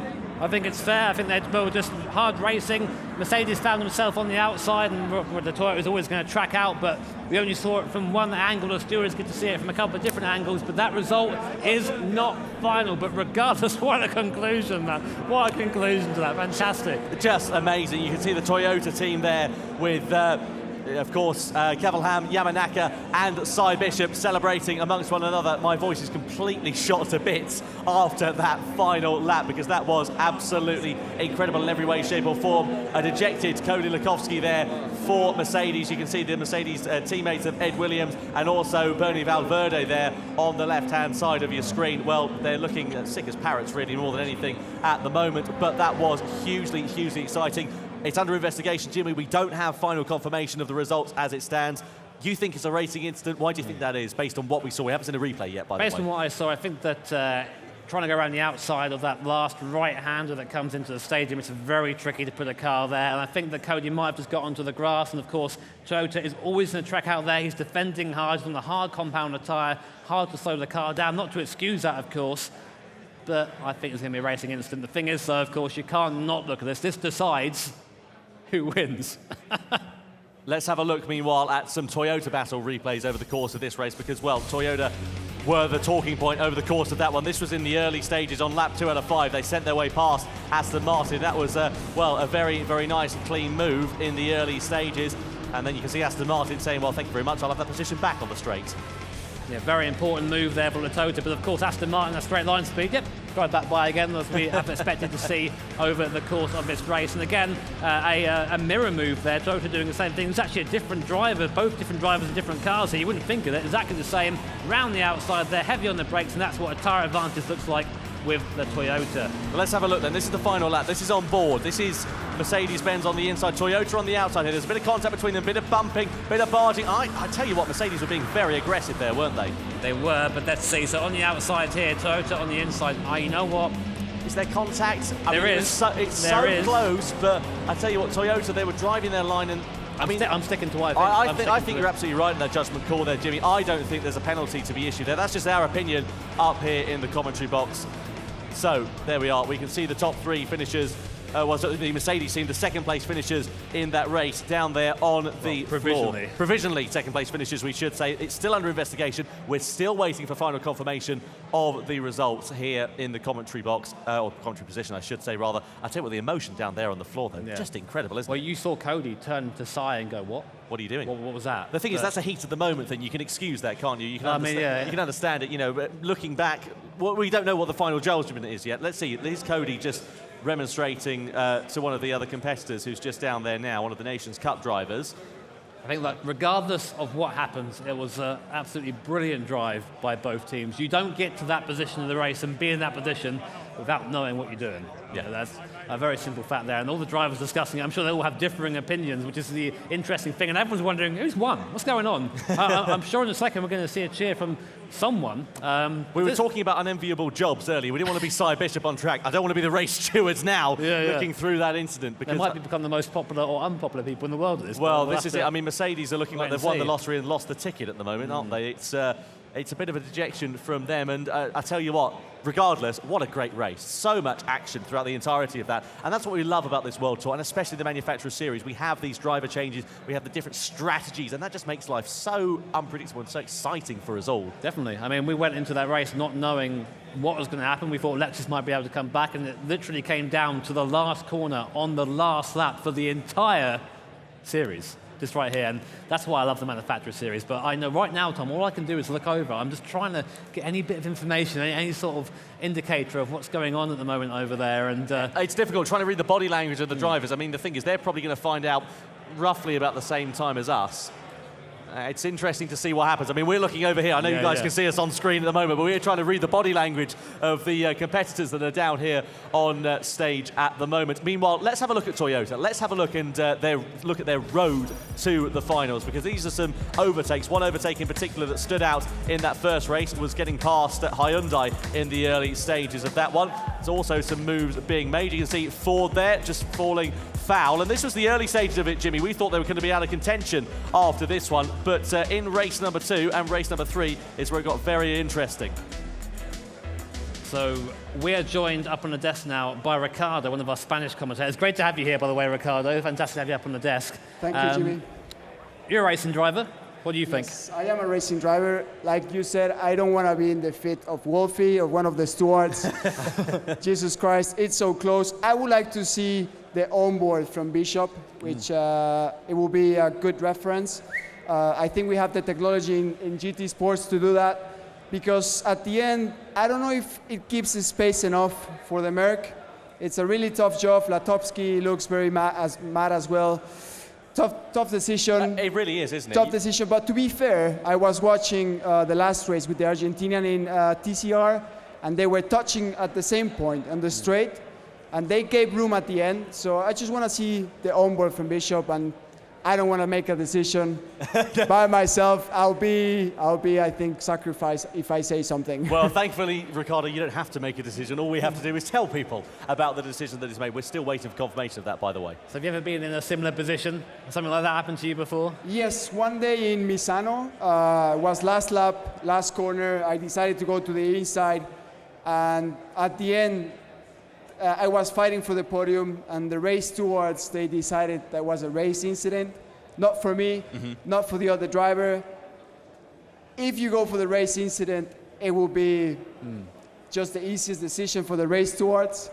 But surely you'd rather go for it than not go for it, exactly. Right? The racing driver. I mean, at the end, both drivers gave everything, which is what GT Sports are looking for, or any racing driver. If you go for a gap, this is from Senna, if you look for a gap and you don't go for it, you are no longer a racing driver. So very, very nice drive from Latowski, but I would say maybe it's a race incident. Yeah, it's interesting to see, isn't it? Again, we'll update you as soon as we know more regarding that incident here in the commentary position as well. It was a very, very exciting race. In terms of the manufacturers, because Ricardo, by the way, of course, you're a racing driver. This is your first time here at the World Tour event. Just what's your opinion of this World Tour so far? I mean, these guys, the level of driving, the level of performance that we have seen is just above any part in the world.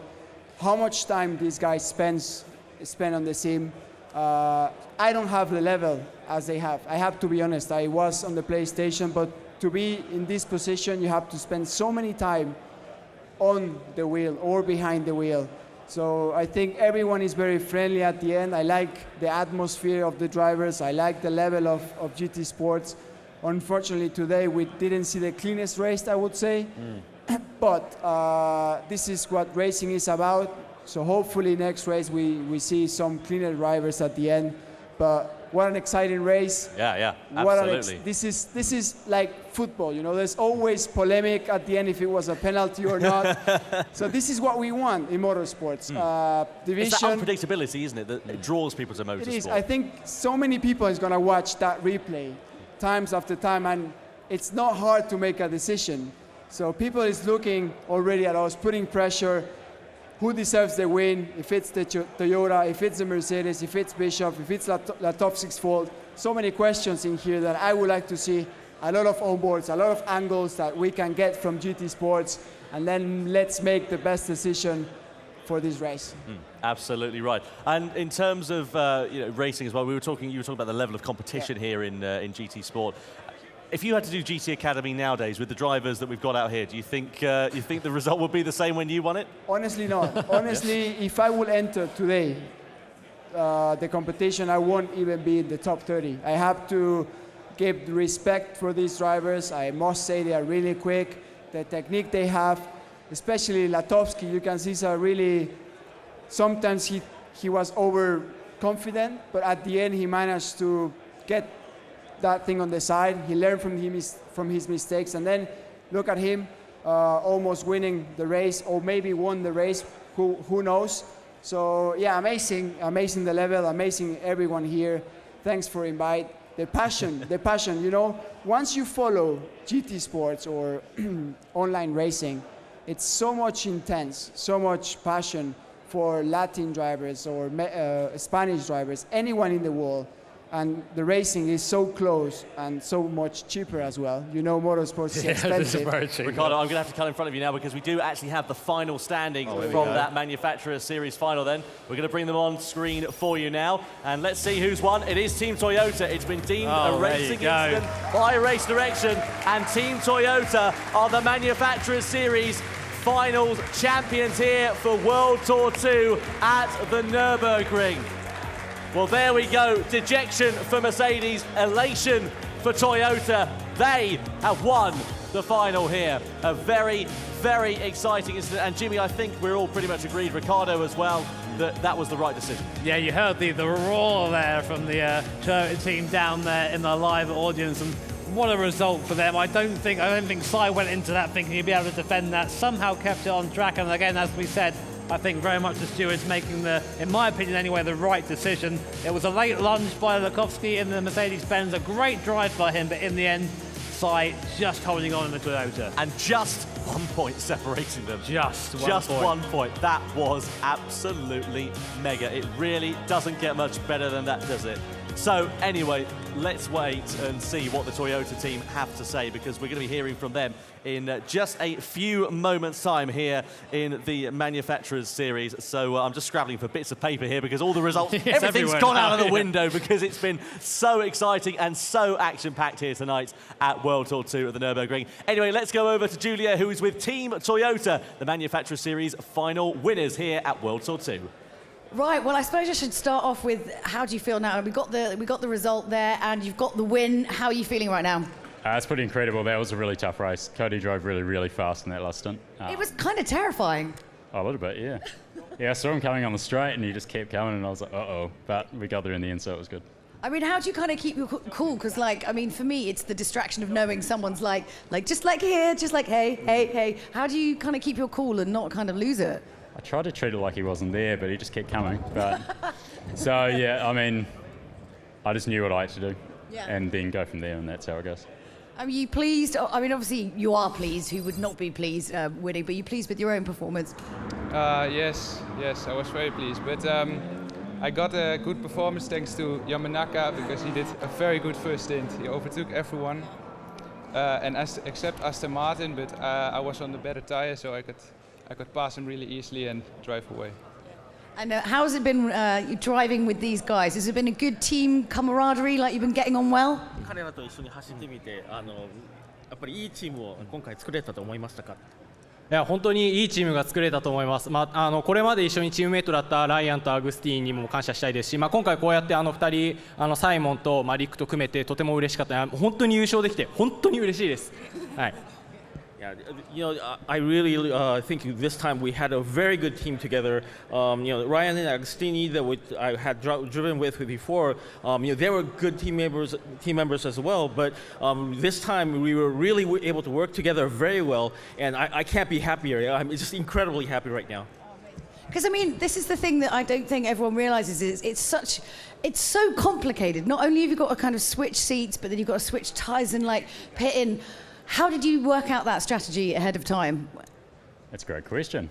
We basically thought about how we were going to go in the races. Yeah. And it was a lot tougher, I think, for both of us, or all of us. But I think that given how well Yamanaka drove and then how well Rick drove in his stint, I think it was an excellent result. Well, of course, you know, you won. It was great. I mean, obviously, coming into the final bit in the hard tyres, everyone's a bit like, oh, is it going to like change in the end? But you just kept solid. Oh, I tried to, yeah. But like he's just like, yeah. Yeah, I'm really happy with the result. So. Well, big congratulations, guys, and we are going to chuck it back over to the nest to Tom and Jimmy. Julia, thank you very much, and a round of applause for Team Toyota there as well. I tell you what, it was worth the wait. It was hugely exciting. It really was. And I tell you what, Cy Bishop, cool as a cucumber, isn't he? Yeah, I have one. No big deal. No, great performance also from his teammates Yamanaka and Kevalem as well. Really, really good to see them fighting up in the amongst the mix. And of course, Kevalem, a new name to the World Tour and proving his credentials with great weight. Yeah, definitely. And I think right? Is that a saying? I'm not sure. Yeah, I'm not sure. And of course, I'm not sure they knew they were going to be here. But tell you what we'll do, we'll go back and take a look at some of Toyota's best overtakes during this manufacturers event. It all started, of course, back at St. Croix, there at the second to last corner. Yamanaka putting a move on the Hyundai to go up into 5th position. And then back here, we had a little bit of a run-in with the Chevy car, the penalty. And of course, up to 2nd position, nice and easy. Here we are, and this was the most popular move we saw, I think, at the race at the Nürburgring. This happened twice to Aston Martin and Toyota. Goes around the outside, coming into Arenberg, heavy on the brakes, using the tyre advantage once, and did it once more with another driver in the car. Here it is actually on your screen, so it looks like we've just played back the same bit of footage, but it is different passes. Just goes to show that it wasn't an easy win for Toyota. It was very much hard-earned. Yeah, it certainly was. Very, very exciting stuff from all of those drivers. Great performance from them up and down the grid as well. What stood out for you aside from Toyota versus Mercedes? I mean, to be honest, that's what I was looking at. It was a big thing, if I'm honest. I mean, it was a bit of a shame to see Lexus not be able to come back. Yeah, it was. It really was. Such a strong start, and just to have it finish like that, it's a shame for them. Well, absolutely right. Anyway, without further ado, we've kept you waiting long enough. Let's get ready, shall we, for the podium and our top 3 finishers. So, our 3rd place finishers then, please welcome onto the podium, Team BMW.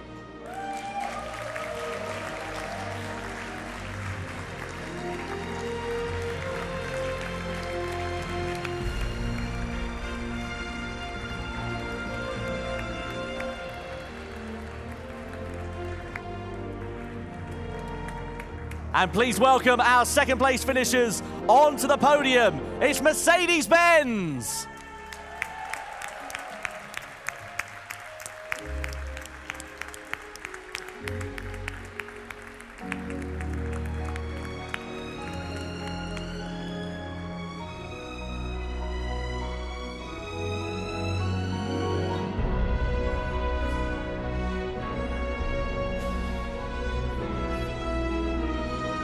And the winners of the Manufacturers Series for World Tour 2 here at the Nürburgring, it is Team Toyota!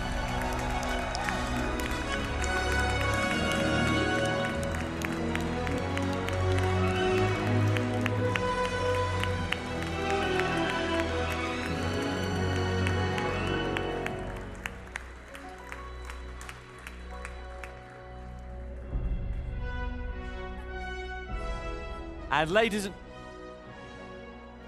and gentlemen, please be upstanding for the national anthem of Japan for Team Toyota.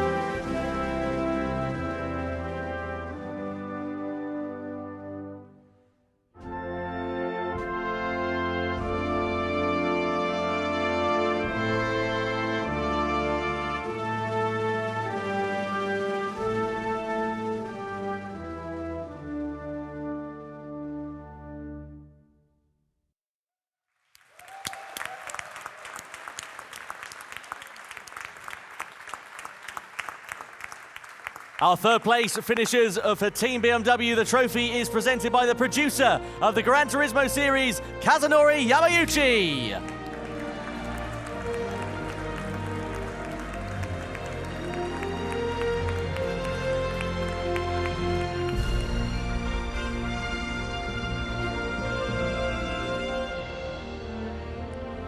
The second place finishers of Team Mercedes-Benz, the trophy presented by the head of brand at the FIA, Stéphane Filostre.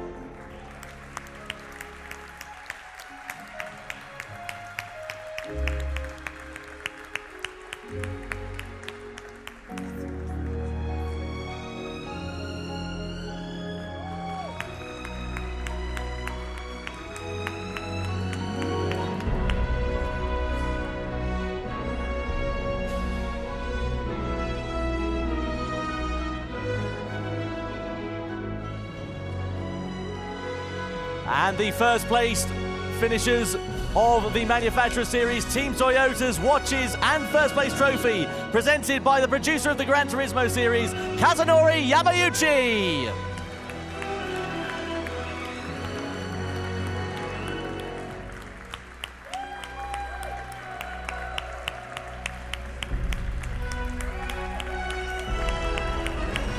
And now the trophy presented to the first place finishers of Team Toyota after their incredible victory here tonight for World Tour 2 in the FIA Certified Gran Turismo Championships.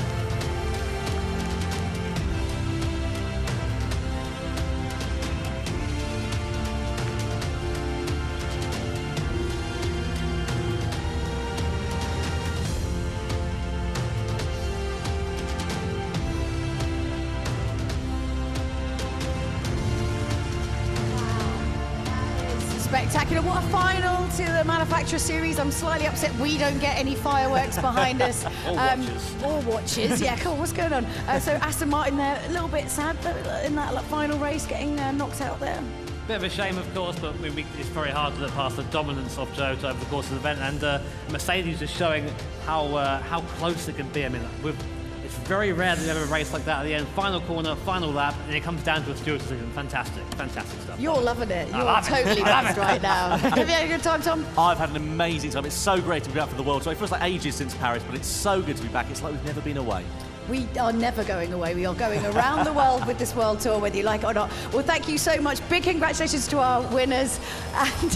And of course, yeah, we will see you again tomorrow from the Nations Cup, where it's every man for himself. We will see you then. It's goodbye from us at the desk, and it's goodbye from everyone here at Gran Turismo World Tour. See you tomorrow.